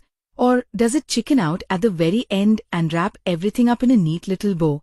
The answer is, sort of in between. It doesn't go grimdark, everyone pays and nothing gets better, but it also doesn't hand Lin Feng a clean slate and a happily ever after with zero residue. Yes, they win portions of the lawsuit, but not everything. Some claims get thrown out on technicalities. Some residents accept settlements that are lower than what they deserve because they're tired and old and just want peace. The company, under Lin Feng's push, sets up a long-term fund for cleanup and medical aid. But the narrative is very clear. Money is not a miracle. A shot of kids playing near a still-damaged river at the end makes that clear. Real harm leaves scars. Career-wise, he doesn't stay the unchallenged king of the corporation either. After all the legal chaos, his father pretty much says, you've turned this place upside down. Maybe that's what was needed. But you, personally, can't be the face of stability anymore. Investors are spooked. And in an actually very mature move, Lin Feng steps down from the CEO role willingly and transitions to a different position focused on corporate responsibility and community projects. That isn't as flashy as the I rule the empire, Plus I'm morally right, ending some viewers might have wanted. But it fits the show's whole vibe of shifting what power even means for him. He doesn't need the top chair to be who he's decided to be. Excive's ending, professionally, is probably one of my favorite parts because it avoids both extremes of starving artist and overnight celebrity. Her documentary art hybrid project gains attention through the trial, yes, but it's not like she becomes some global sensation. She gets enough recognition to land stable commissions, collaborate with NGOs, maybe hold a small gallery show. More importantly, she has choices now. No more picking between paying rent and buying decent paper. You see her at the end teaching a small workshop for local kids with her grandma's photo on a shelf watching over. And there's this serenity there that we haven't seen on her face before. In terms of their relationship dynamic in the final stretch, something I really appreciate is that they don't turn Exive into his moral leash. You know that annoying trope where the female lead becomes like the conscience puppet, constantly reminding the guy, don't be bad. Remember you're good now? They sidestep that. There's a key scene where he messes up again, smaller scale, but still meaningful. He's negotiating a redevelopment project in another area with a shady landlord, and in order to secure quick housing for displaced tenants, he agrees to terms that will likely push out an older shop owner. He rationalizes it as a necessary compromise. When Exive finds out, she doesn't go full "you're evil again" mode. She says, I'm not your judge. I just need you to hear the part of you that isn't comfortable and stop burying it under contracts. That might sound like some fortune cookie line on paper, but in the scene it plays as this very adult reminder. You will make imperfect choices, but the important thing is whether you keep listening when your gut says, hey, this feels like old behavior. Their conversations have shifted from melodramatic fights to honest negotiations about values. To me, that's more romantic than 10 rooftop proposals. Now, I want to talk about one more thread before I eventually move towards the bigger verdict stuff in the final part. The mysterious older woman I mentioned earlier. Because yes, the show does circle back to her. Was she an angel? A ghost? A metaphor? They never slap a label on her, but they give you just enough to chew on. Near the last few episodes, after the main legal arc calms a bit, Lin Feng goes back to that rural town alone. He walks by the little shrine we saw before, and there she is again, sweeping the steps like she belongs there. He's no longer freaked out by her repeated appearances. There's even a hint of wary familiarity. He leaves an offering, just a simple bundle of flowers, and says, almost to himself, if the years bent for me, like you said, I don't know if I did enough with it. She looks up, squints at him for a long moment, and then hits him with something like, regret is a slow eater.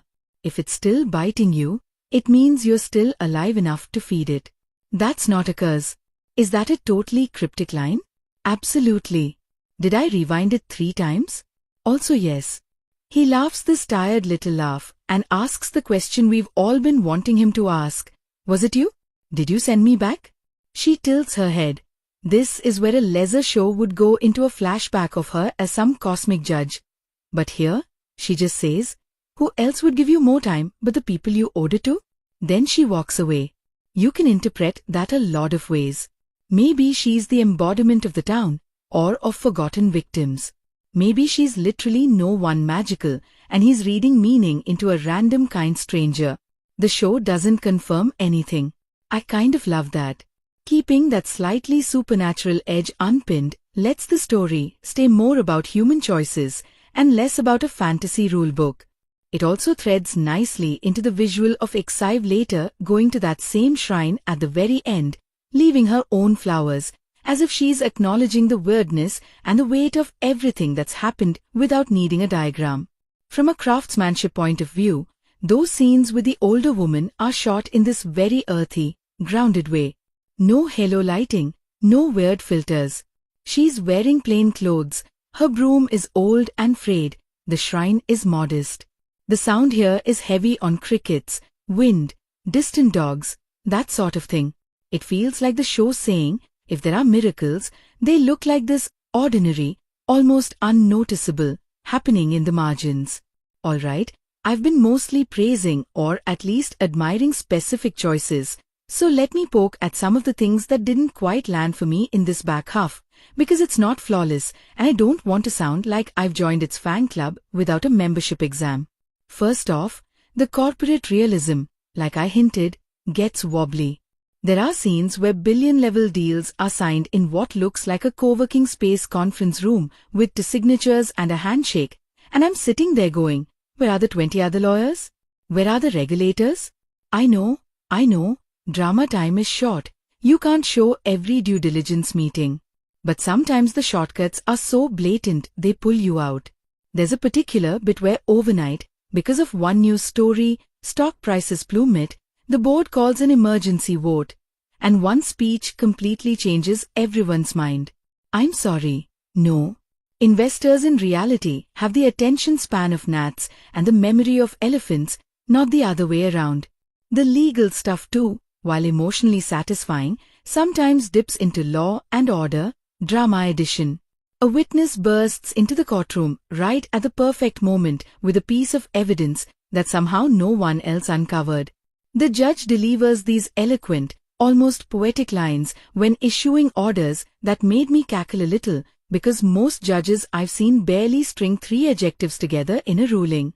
If you're someone who needs your legal plots airtight and brutally accurate, you're probably going to be rolling your eyes here and there.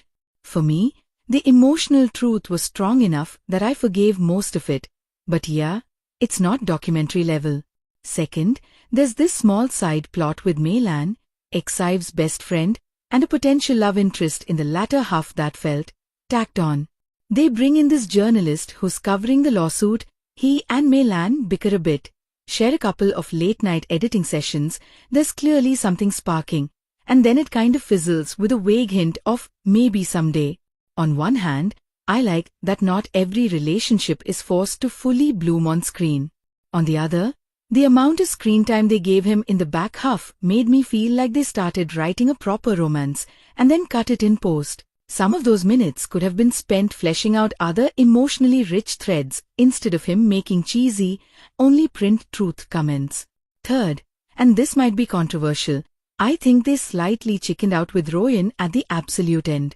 Not in terms of legal consequences, those were decent, but in how they shaded her inner world. We get one short flashback montage of her as a kid again, alone in that shop, cleaning floors, listening to rich customers gossip.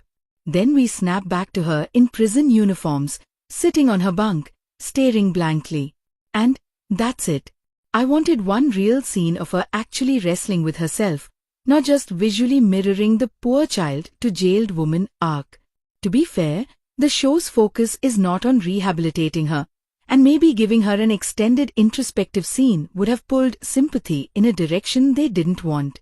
But considering how much effort they put into making everyone else's inner shifts feel layered, the end of her arc feels abrupt.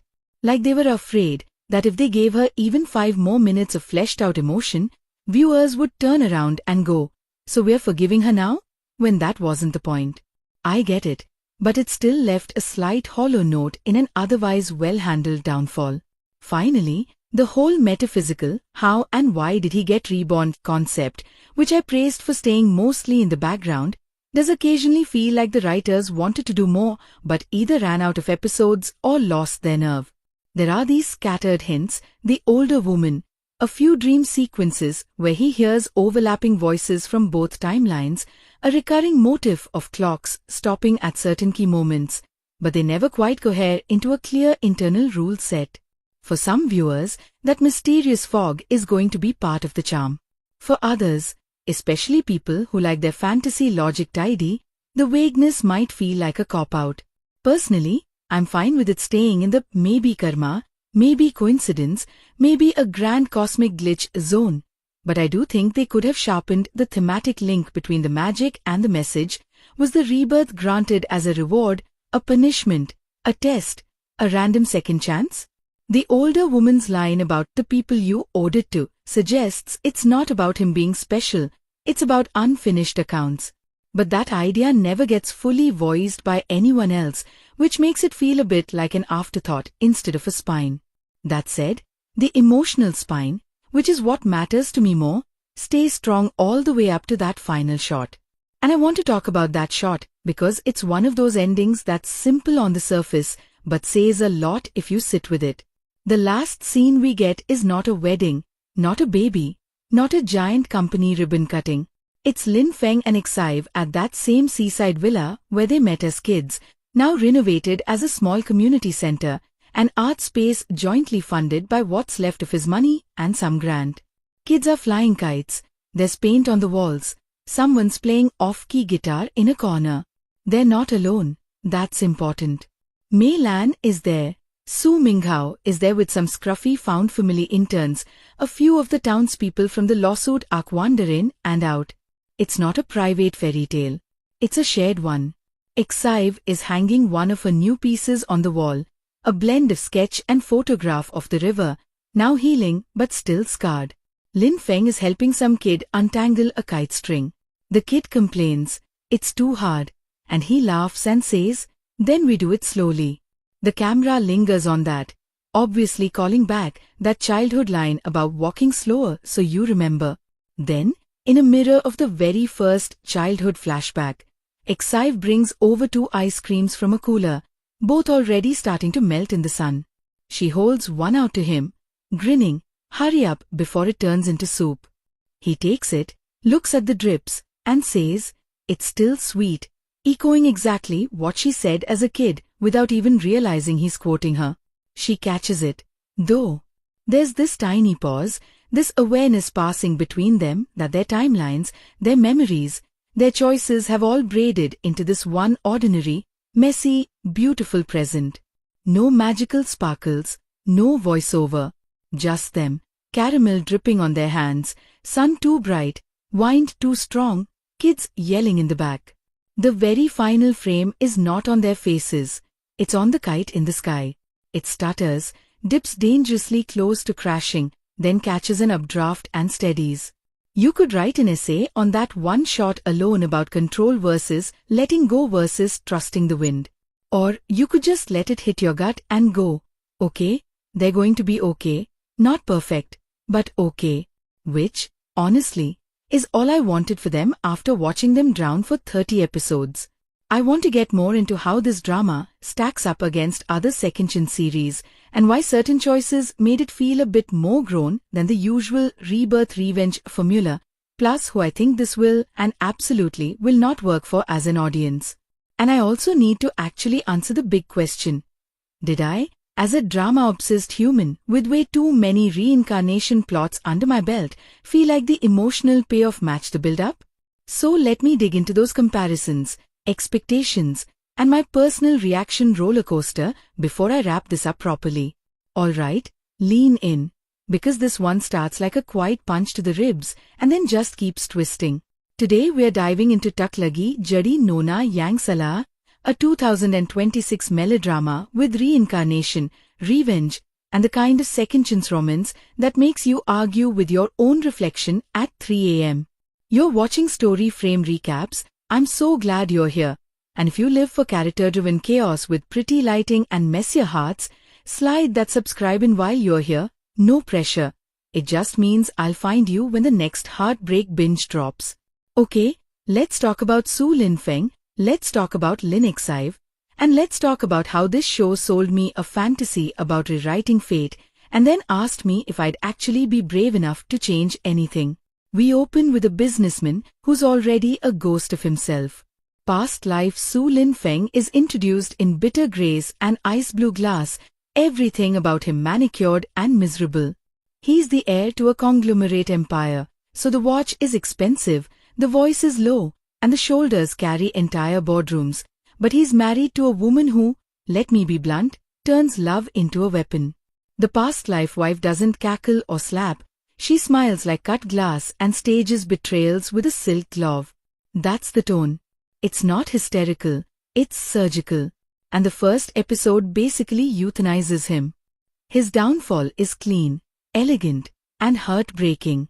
The show lets him crawl through betrayal with a kind of slow horror usually saved for prestige thrillers. By the time the credits roll, I had that nasty feeling in my chest, like I'd swallowed my own pride and couldn't cough it out. Then the reset. Rebirth arrives not with a neon sign, but with a heartbeat, literally, sound design going from a distant thud to a close, warm pulse as Su Lin Feng wakes up years earlier. I'm not kidding. Whoever mixed this knew exactly how to whisper, "You get another shot" in your ear. He gets his life back, and this time, he swerves. No more marrying the woman who broke him. No more playing air like a duty-bound robot. He makes a left turn straight into the orbit of Lin Xive, a girl who my cynical side wanted to call too sweet, too saintly, but the writing gives her enough spine and quiet weirdness to avoid the angel on a shelf trap. Here's the reveal I wasn't expecting to actually land emotionally. They were kids together for a slice of summer, and he forgot, but she didn't, at least not the way people forget. She remembers sensations, a lost kite, the smell of wet clay, the boy who stayed when a storm broke open the sky. It's not a full memory dump, it's a calendar of feelings. That's honestly why the romance works for me. It's not just, he picks the pure girl now. It's, he stumbles back into the ghost of a promise he made before he even knew how badly he could break. Let me talk about structure for a second, because this show is smart about it. They layer the timelines like pages of tracing paper. Past and present keep mirroring each other with tiny, nasty echoes. A scene in the present where Lin Feng signs a contract by a window with city lights bleeding into blue. Cut to the past, same angle, same window, but he's faking a smile with the wife who is already plucking the first thread on his sweater. The editing keeps using match cuts, hands, rings, paper cranes to graph those lives together. It turns choices into visible shapes. And when Su Lin Feng does something different in the second run, the camera lingers a beat longer, almost as if it's checking, "Are you sure? Is this who you're going to be now?" That visual hesitation makes him feel human. He's not a reincarnated revenge machine. He's a guy sweating through change like a boxer learning to dance. Su Lin Feng as a character works because he isn't suddenly perfect. He's richer, wiser, and yes, a lot more smug about cutting snakes off at the head. But he's also suspicious in a way that can become cruel if left unchecked. The actor playing him does something I love with his eyes. He can look tender and predatory in the same breath, and it makes every love scene a tiny negotiation. In boardrooms, he sits back like a lion that's recently eaten, letting the silence fatten the air before he speaks. Around Lin Xive, he has these micropauses, like he's waiting for her to flinch at the worst part of him. It's so specific and so lived in that I found myself pausing to clock when he breathes. And you know what? That's when you know an actor's cooking. When you can hear the inhale in your own chest. Now Lin Xive. I need to talk about her voice because it's our compass. She works part-time in a flower shop now, and you'll think, oh of course. But wait, the show doesn't make her a manic pixie in a greenhouse of metaphors. It shows her balancing receipts in ink-stained fingers, it gives her depths, it gives her a late bus, it gives her a temper when people interrupt. She's the kind of good that comes from deciding to be kind in a world that keeps snatching the nearest rug. When she starts recognizing strains of the past, the odd alignment of a street vendor's bell, a jar of marbles, his childhood scar, she doesn't swoon.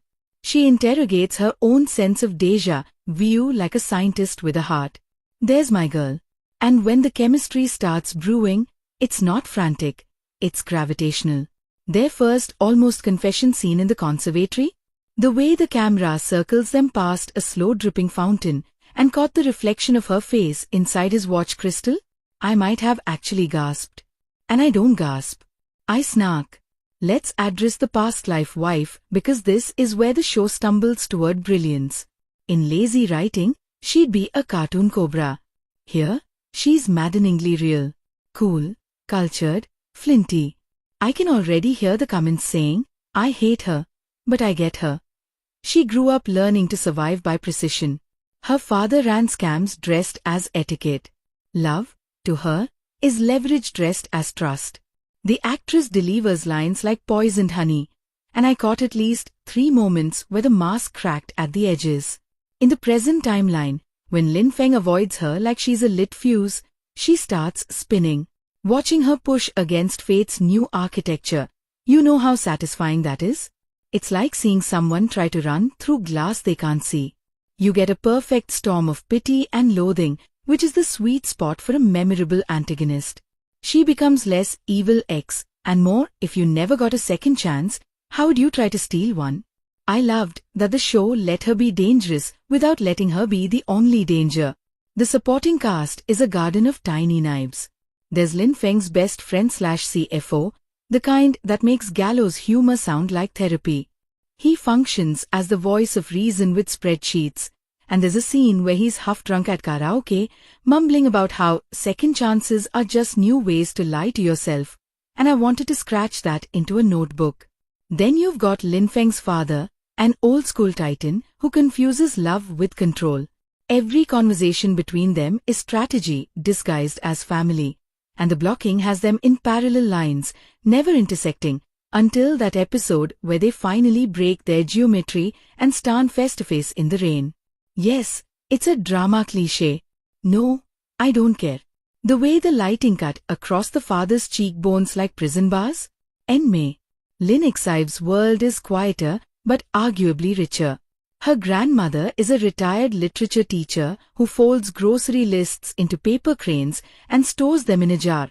And when Xive asks why, she says, "So I can look back at what I thought I needed and what I actually lived without." That line hooked into my ribcage.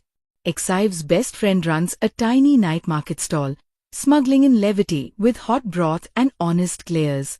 We also get a second male lead, the gentle paramedic, who was there during Xive's childhood accident. And if you're rolling your eyes at a love triangle, same, but this one isn't a plot tax. He's not an obstacle, he's a lesson. He stands as a version of love that's safe and seen, the kind that never asks you to leap across timelines. You'll root for him in individual moments. There's a bandage scene that made my chest incandescent. And you'll also understand why Xive's gravity tilts elsewhere.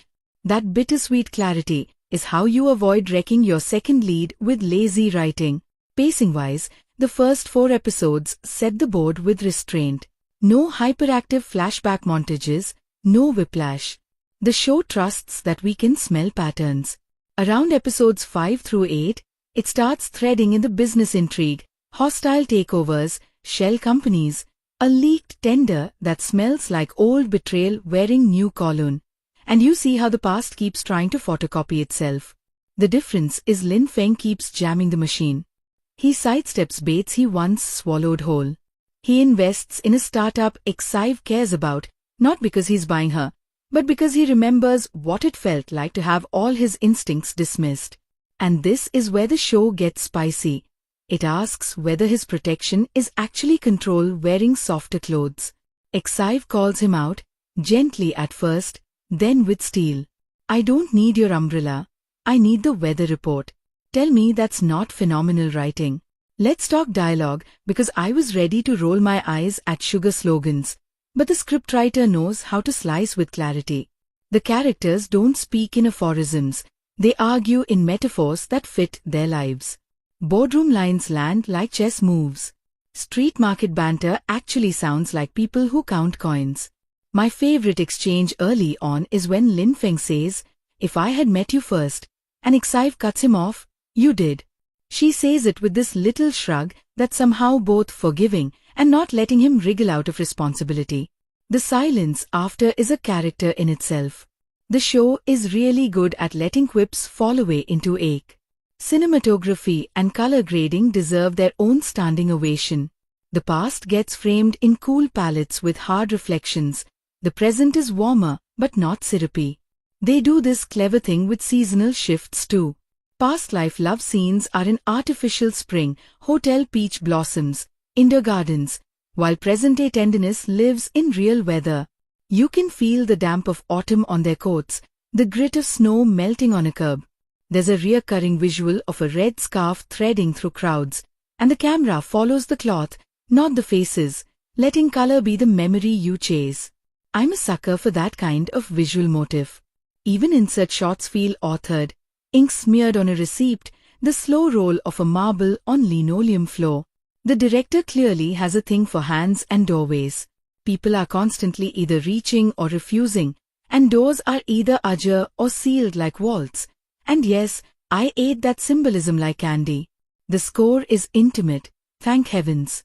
No overwrought violence drilling you into submission.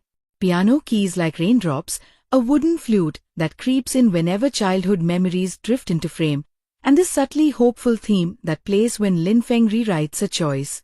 I'll be honest, I cried at a scene that wouldn't have landed as hard without that tiny music swell. They find the old tree where they once hid from the storm, grown and scarred, and the composer tucks in a heartbeat of the main melody, but in a major key, like the past is finally exhaling. Sound design earns points too. The city hum is distinct by district. Corporate floors sound vacuum-sealed. Night markets breathe. Watch for the recurring sound cue of a bell on a bicycle, sometimes foreground, sometimes memory level, used like a breadcrumb trail through the episodes. Editing choices are bold in places. There's a split-screen sequence that braids a past life argument with a present-day almost kiss, and the slightest misalignment in timing makes you feel like two lives are permanently just an inch off, which is literally their problem. Smash cuts are used sparingly but land hard. A slammed door downcuts to a gavel. A spilled cup of tea smash cuts to blood spiraling down a sink in the past life. And I swear I felt it in my gums. They avoid the cheap, echoed voiceover across timelines. Thank you for that mercy. Montage is used for emotional progression more than plot catch-up, which is exactly where it belongs. Costume and set design pull more weight than you think. Lin Feng's suits shift from armor to textile memory, rigid charcoal to softer navy too. Eventually, a cardigan moment that made me pause and go, oh. He's letting himself be comfortable. The past life wife is always dressed in precise geometry. Chevron patterns, sharp collars, a ritual of control. Lin Exive avoids the obvious pastels mean purity trap. She wears earth tones, faded reds, sun-washed blues, garments that look lived in. You can judge how safe she feels by the length of her sleeves, short when she's at ease, pulled down when she's guarding herself. Their homes mirror them too. Lin Feng's penthouse starts as a glass museum, all edges and echo, and gradually accumulates softness, an ugly but loved mug, a plant that refuses to die, a photo that isn't staged. Exive's apartment is a mosaic of thrift and memory. Stacks of books with cracked spines, a crooked lamp with stubborn loyalty, a chipped ball that holds lucky coins. It's the kind of interior that makes you understand why he keeps showing up. The directing style stays patient and fiercely intentional. Scenes are blocked around invisible power lines. One of my favorite staging moves happens in a boardroom when Lin Feng deliberately takes the junior chair and watches men with generational arrogance talk themselves in circles, trying to understand why their old tricks bounce off him. In romance scenes, the director isn't afraid of space. They let shoulders angle, let knuckles hover. A breath is an event. It's old-school restraint in a binge-hour climate, and I respect it. When the camera finally rushes in for a close, you feel the permission being granted, not just taken. And holy plot twists, they did not slack. There's a reveal around episode 12 that recontextualizes a childhood scene without undercutting it. You learn why their memories don't line up cleanly. And it's not amnesia, it's guilt. That's such a smarter choice. We get answers to why Lin Feng never remembered the girl by the storm tree, even though she remembers the boy with the muddy shoes. The explanation is actually a case of mistaken identity that morphs into chosen identity. And I audibly muttered, "Okay, you got me," at my screen. The writers resist the cheap twist trap. Instead of deploying shock just to keep us awake, they line up the dominoes so that when something falls, you get that delicious awe moment, shock with aftertaste. And when the show does hit you with something sharp, a board member with a secret alliance, a betrayal that isn't from the direction you're staring, it feels like the story holding up a mirror and asking, "You thought only this person was capable of that?" Chemistry check, because you know I'm picky. Our leads crackle without short-circuiting the plot. They don't burn too fast. The show gives them the right balance of tenderness and friction. There's a scene where Exive takes Lin Feng's tie and loops it slowly while reading a grocery list out loud: bananas, soy sauce, scallions, and the intimacy is this domestic thunder. He looks at her like every aisle of his life just got reordered. Later, their first kiss doesn't come after some heroic save. It comes after an argument where she calls him arrogant and he finally admits he's scared. That's hot. Don't argue with me. Thematically, the show's biting off a lot, and most of it gets chewed properly. Fate versus choice isn't just a poster line. It plays out in contracts, in closet doors, in the way people answer their phones. The story keeps interrogating what pure even means. Lin Exive isn't good because she never lies. She's good because when she lies, she breaks into a sweat and then corrects course like she can't stand the taste. Su Lin Feng isn't heroic because he has money. He's heroic when he spends his power like it's on loan. The corporate intrigue never balloons into nonsense. It stays tethered to character, who wants to feel safe, who wants to feel seen, who confuses debt with love. And there's a sly thread about class and memory too. Rich people get to archive, poor people get to survive. The show argues that love is an archive only if you have the courage to maintain it. Music aside, the silence is weaponized beautifully. There are several sequences with just ambient noise, and the space forces you into their heads. One late-night scene in a convenience store where the only sounds are the fluorescent bus and a microwave ding? Wow! That moment says more about adult loneliness than a monologue ever could. You see two people in parallel aisles buying instant food, trying to feed something hunger-adjacent but not hunger. It's artful without shouting, "I'm art." On subtitles and localization choices, if you're watching with English subs, they leave Nona in the title's translation path, and that's actually a thoughtful move. Miss doesn't quite carry the same cultural charge here. The show is playing on the idea of being mislabeled, being the wrong girl, the wrong choice, the scapegoat. Keeping the flavor matters. Dialogue-wise, the translators do a tight job with idioms. There's a line where Exive says, "Don't tighten the jar if you're not planning to pickle," which means don't make promises you won't keep. And the English phrasing keeps the kitchen imagery. That's love. Thank you for not flattening. I want to highlight the fight choreography and physical acting because the show doesn't explode into action, but when bodies move with intent, it means something. Lin Feng's punches in the gym early on are clean and quiet, the form of a man wresting control, not flailing. Later, when he gets pulled into an actual scuffle because someone threatened Exive, it's messy, less textbook, more feral. And that shift in physicality is a choice. Exive's body language arc is a whole thesis. She starts the show small in public, shoulders slightly folded, voice kept warm and low. When she begins to feel safe, she takes up bench space in the most ordinary way.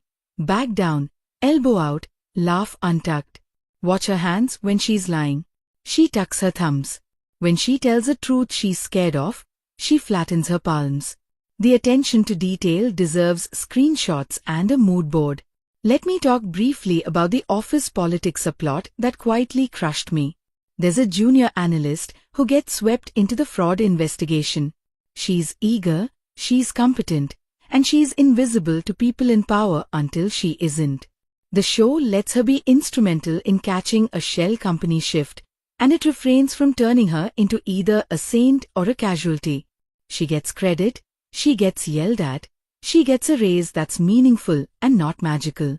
This is such a tiny arc in a big show, and it matters because it sells the idea that change isn't only in grand gestures. The orchestra of a corporate redemption is played by people who don't have business cards with gold foiling. Yes, I clapped. Quietly. On my couch. Alone like a gremlin. Symbolism fans, pull up. Water is everywhere, but used in specific moods. Past life's water is polished and framed, hotel pools, cut glass tumblers, while present water is unpredictable, rain on tile, gutter drips, sweat slipping down a temple. The red thread motif isn't literal string, but shows up in textile, signage, scarf, the ribbon around a package. Every time read snakes through a frame where their choices diverge, I got that weird little goosebump trail that means the visual language is whispering. Birds come in as sketched cranes from the grandmother's paper, and twice we get a live bird moment that's not cute but a little chaotic, like a pigeon crashing into the gentle afternoon. Memory isn't tidy. I love that this show lets symbols misbehave. We should get into the ethics of rebirth, because shows like this can get icky if every second chance move is just one person shaping another like Play-Doh.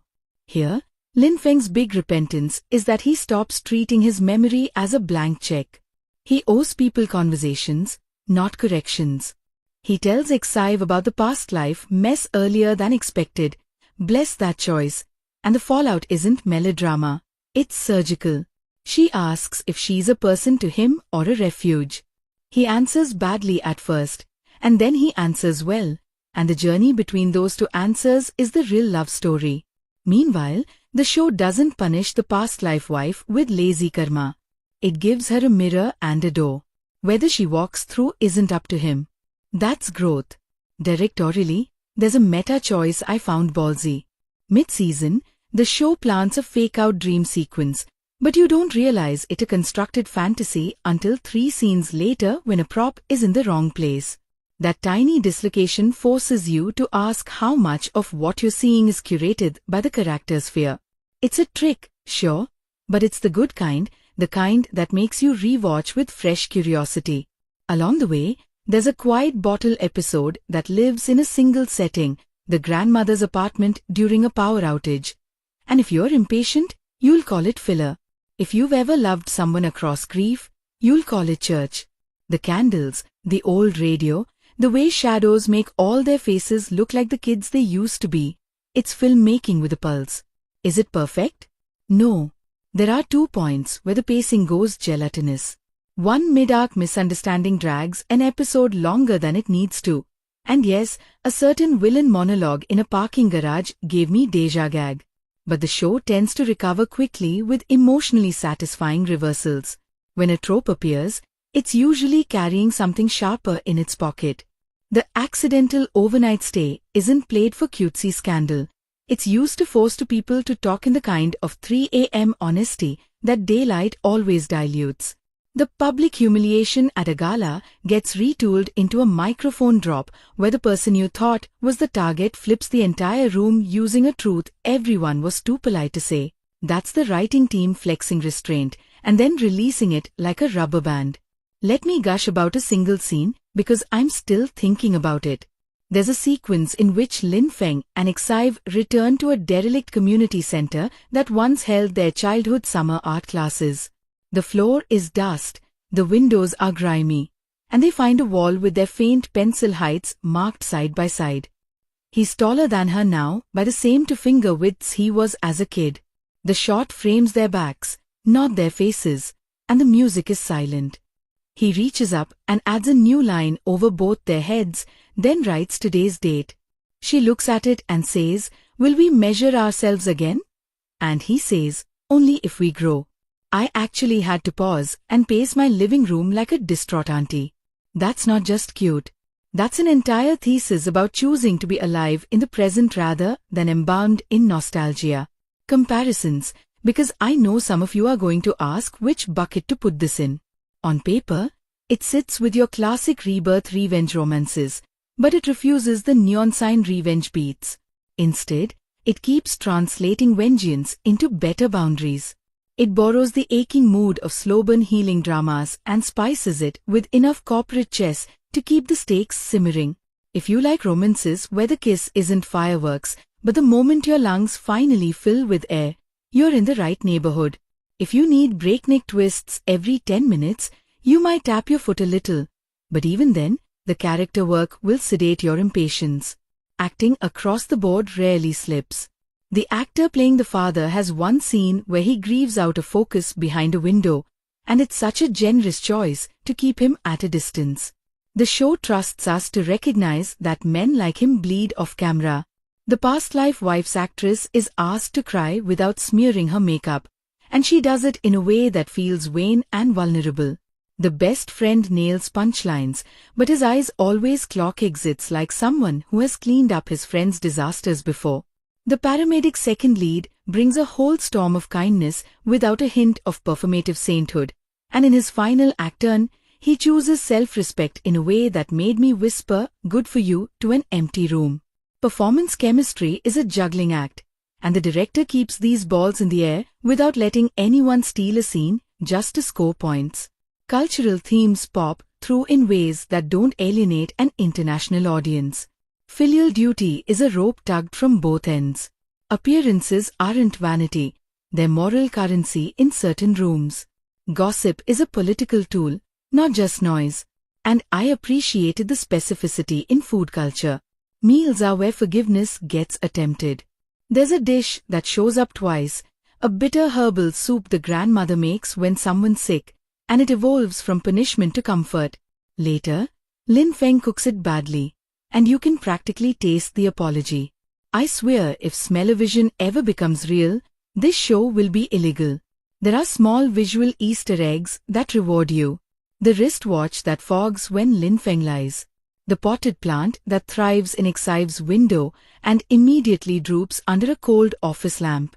A recurring alley mural that keeps getting painted over and repainted, each version changing a single detail in a way that lines up with the plot beats.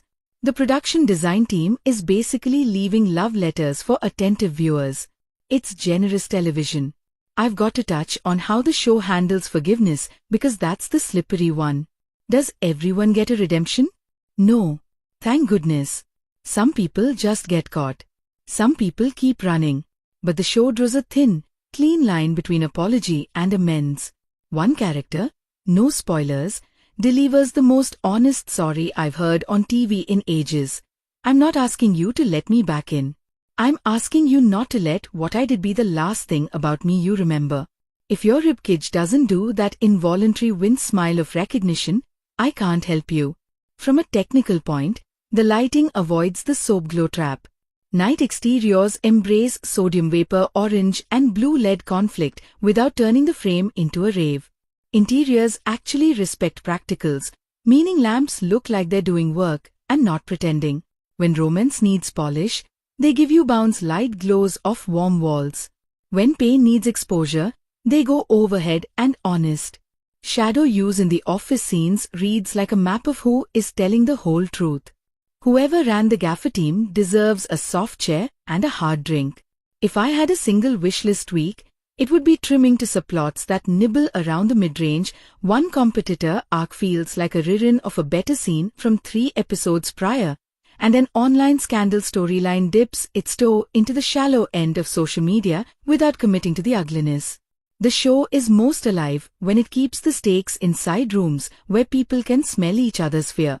The digital smearing never quite reaches the level of viciousness we've all seen screenshots of at 2 a.m., and maybe that's mercy, but it also reads a hair sanitized. Anyway, file this under shows that pretend to be about second chances and are actually about the first time you choose differently on purpose.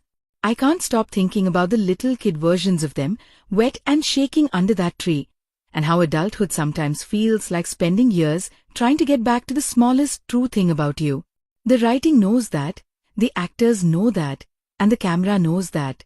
There's a late episode beat where Xive looks at Lin Feng sleeping on her couch, his tie loosened, his mouth slightly open, not attractive at all, and she laughs this soft, startled laugh like she just found out the ocean fits in a teacup, and in that moment, she sees the whole ridiculous miracle of it.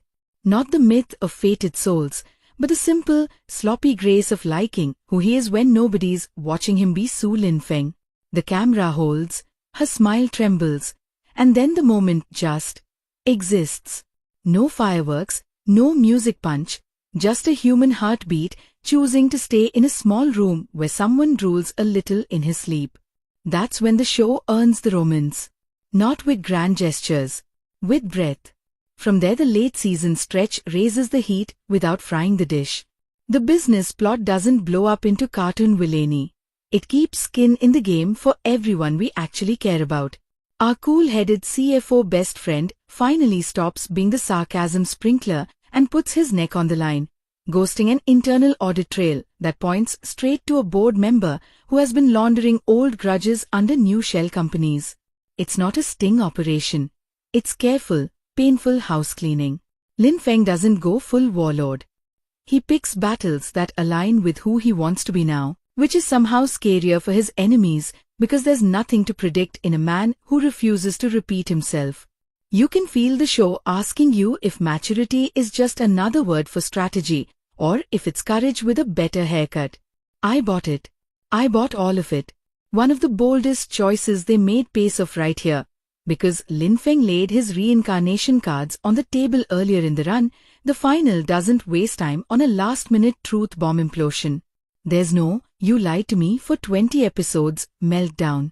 Instead, we watch two adults disagree, recalibrate, and then fight the same dragon side by side. It's strangely exhilarating to get a third-act couple who keep talking even when it's hard. When Exive looks him in the eye and says, "Your fear isn't a reason. It's a weather report," he finally laughs, not unkindly, but like a man recognized. The fear doesn't magically vanish. The choices just happen anyway. That's growth.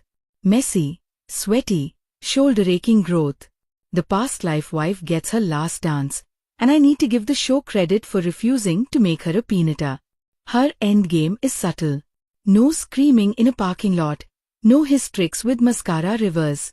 She thinks she's setting a trap that will make Lin Feng look like he's suffocating the woman he claims to love, an old trick she's used because it always used to work.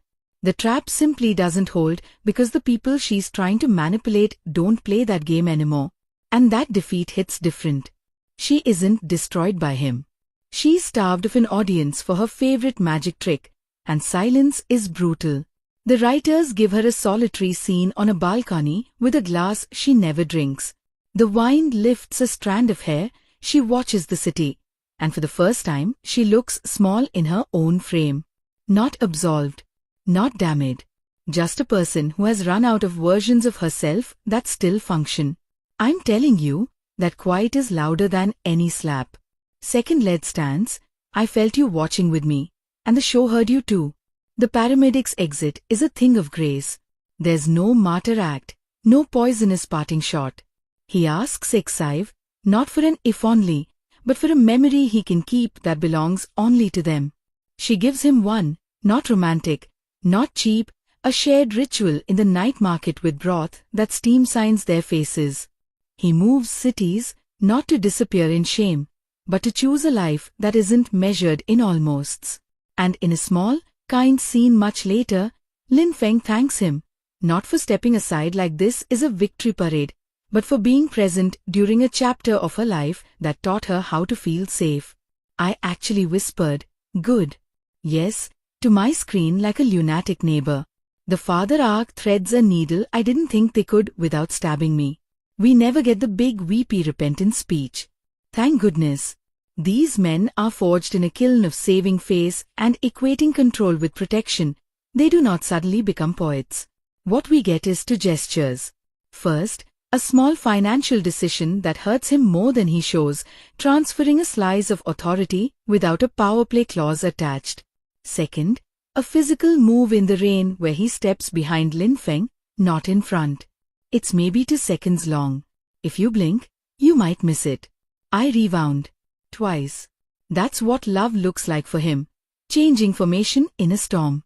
Later, there's an unsigned letter tucked into an old ledger that explains nothing and apologizes for everything through the numbers he chose to write instead of the words he couldn't. Knife. Twisted. Thanks. As for Grandma, they resist the urge to make her a plot device. She does have a health scare because the Johnner gods demand at least one emergency room scene, but the aftermath is a love letter, not a grief tour. She sits at the table with a teacup in her palm and tells Lin Feng, "When you were boys, you chased thunderstorms." Chasing is a baby word for choosing.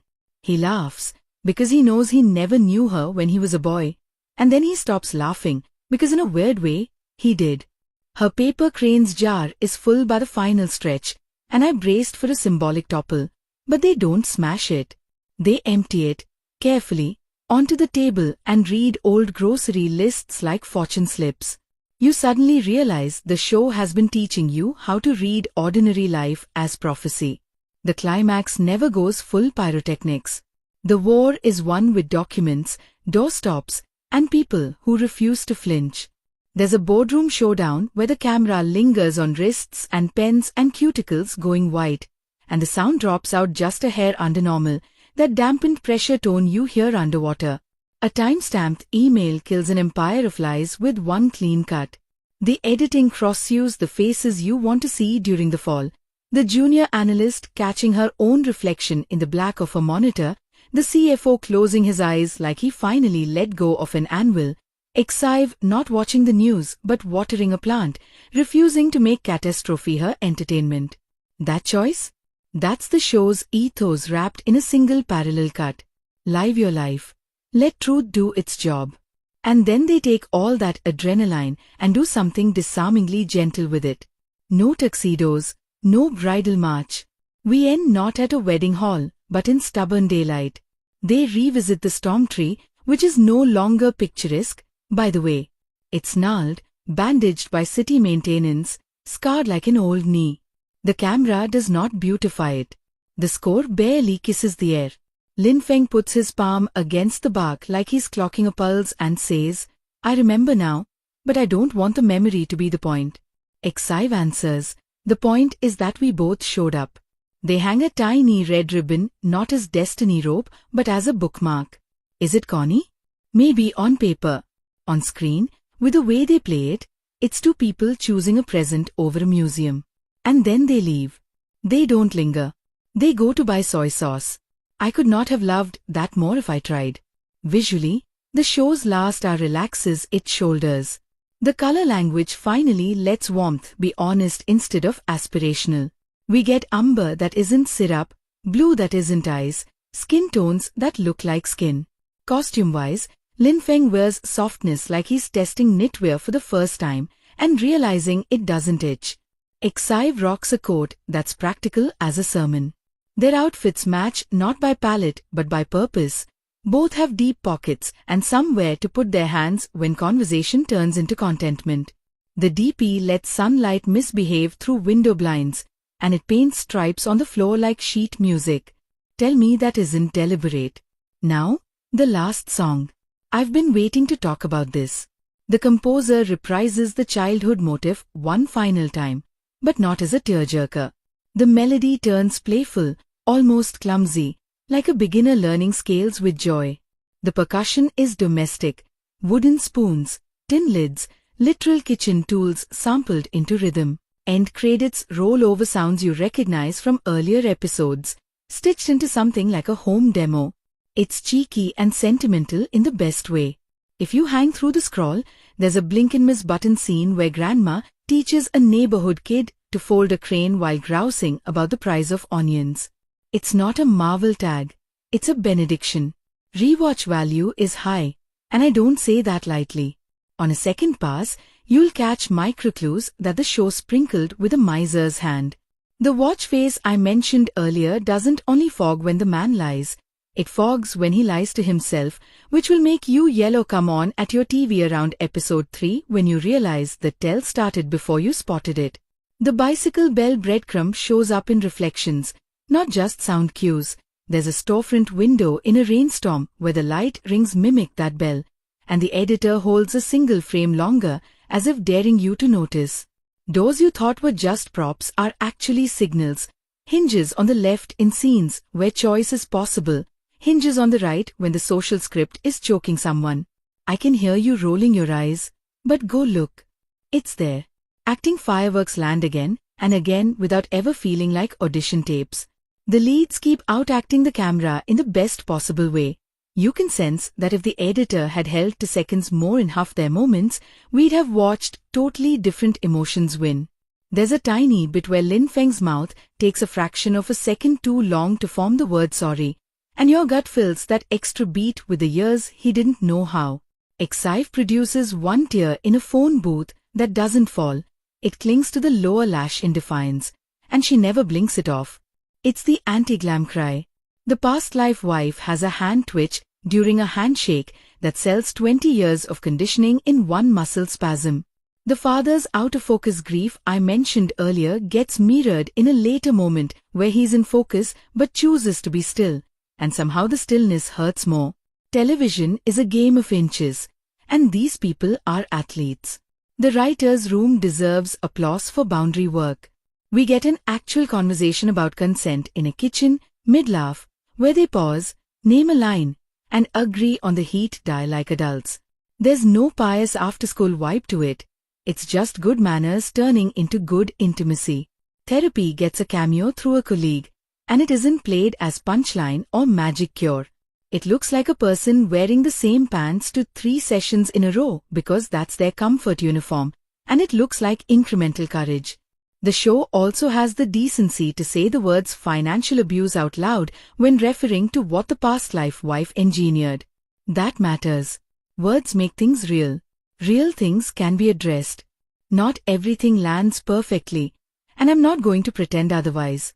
A late-season product placement scene in a home goods store tries too hard to be cute about an air fryer and turns into a minute-long hostage situation. There's also one social media subplot that skims the surface of cancel culture, threatens to say something spicy, and then backs off like a cat who touched a cold cucumber. I wanted one more bite. And a tertiary antagonist vanishes with a transferred overseas line that screams scheduling conflict. Mild grumble. But you'll be over it before the next scene ends because the core story doesn't wobble. If you're wondering about age gates or content flags before you drag your mom or your teenage cousin into a binge, here's the vibe check. Emotional manipulation in the past timeline is cold and precise rather than graphic. Physical violence is rare and quick. The romance is adult without being sweaty for sport. Corporate stakes are stressful if you've ever worked under a boss who thinks decency is a luxury, but the show keeps panic at bay with competence and actual humor. Grief is present, but no funerals are used as clickbait spectacle. If you made it through slow-burn dramas that reward attention spans, you're fine here. Weirdly specific craft shout-out before I land this plane. Props. The ugly mug that shows up in Lin Feng's penthouse, tan, squat, with an unfortunate brown ring, becomes a totem. Watch who uses it. Watch where it sits in the frame when he feels at home versus when he's performing. Whoever raided the thrift store for that thing, I salute you. Hair and makeup also play fair. You can see roots, you can clock humidity, you can tell when someone slept on a sofa. Bless realism. And location scouting found corners of the city that feel both lived in and slightly mythic without screaming look at our tourism bureau money. Alleys with stubborn weeds. Rooftops with cheap chairs. A park bench that looks like it would leave a splinter if you're not careful. Heaven. So where does Tak Lagi Jadi Nona Yang Salah sit in the 2026 pile? High. Very high. It's confident without swagger, sentimental without drowning you in syrup, and patient in a way that feels like the writers trusted us to pick up what they were putting down. It scratches the reincarnation itch but declines the easy revenge sugar rush, and somehow makes choosing kindness feel like a plot twist. The romance is both a refuge and a forge. The family stuff stings. The office politics don't bore. The images linger. The music hums in your kitchen the next morning. For a show that could have coasted on trope engines, it asks better questions and offers braver answers. My personal verdict? I'm calling this one a keeper. 9.2 out of 10 paper cranes from a jar you didn't know you were filling. And yes, I'm being picky about the decimal because the scenes try to sell me an air fryer and a Twitter discourse that didn't exist. Everything else? I ate it up. If you're the kind of viewer who watches with your whole chest, who pauses to rewind a hand grace, who texts a friend at midnight to argue about whether a cardigan counts as character development, this is your next week sorted. If you need chases and explosions, maybe save it for a Sunday when your heart is tired of sprinting and just wants to jog with company. If you hung out with me this long, thank you. You don't even know how much I love doing this with you, having these ridiculous, honest conversations about fictional people who keep telling the truth about us. If you want more deep dive recaps that treat TV like the art and the mess that it is, You know where to find me. Hit subscribe to Story Frame Recaps so I can slide onto your home screen the next time a show makes me argue with my own thermostat. Drop a like if this helped you sort your watch list, share it with the friend who always says just one more episode and then lies, and tap that little bell so you don't miss when we cry, laugh, and yell together again. I'm leaving you with this. Measure yourself when you grow, not just when you're scared. I'll see you in the next frame.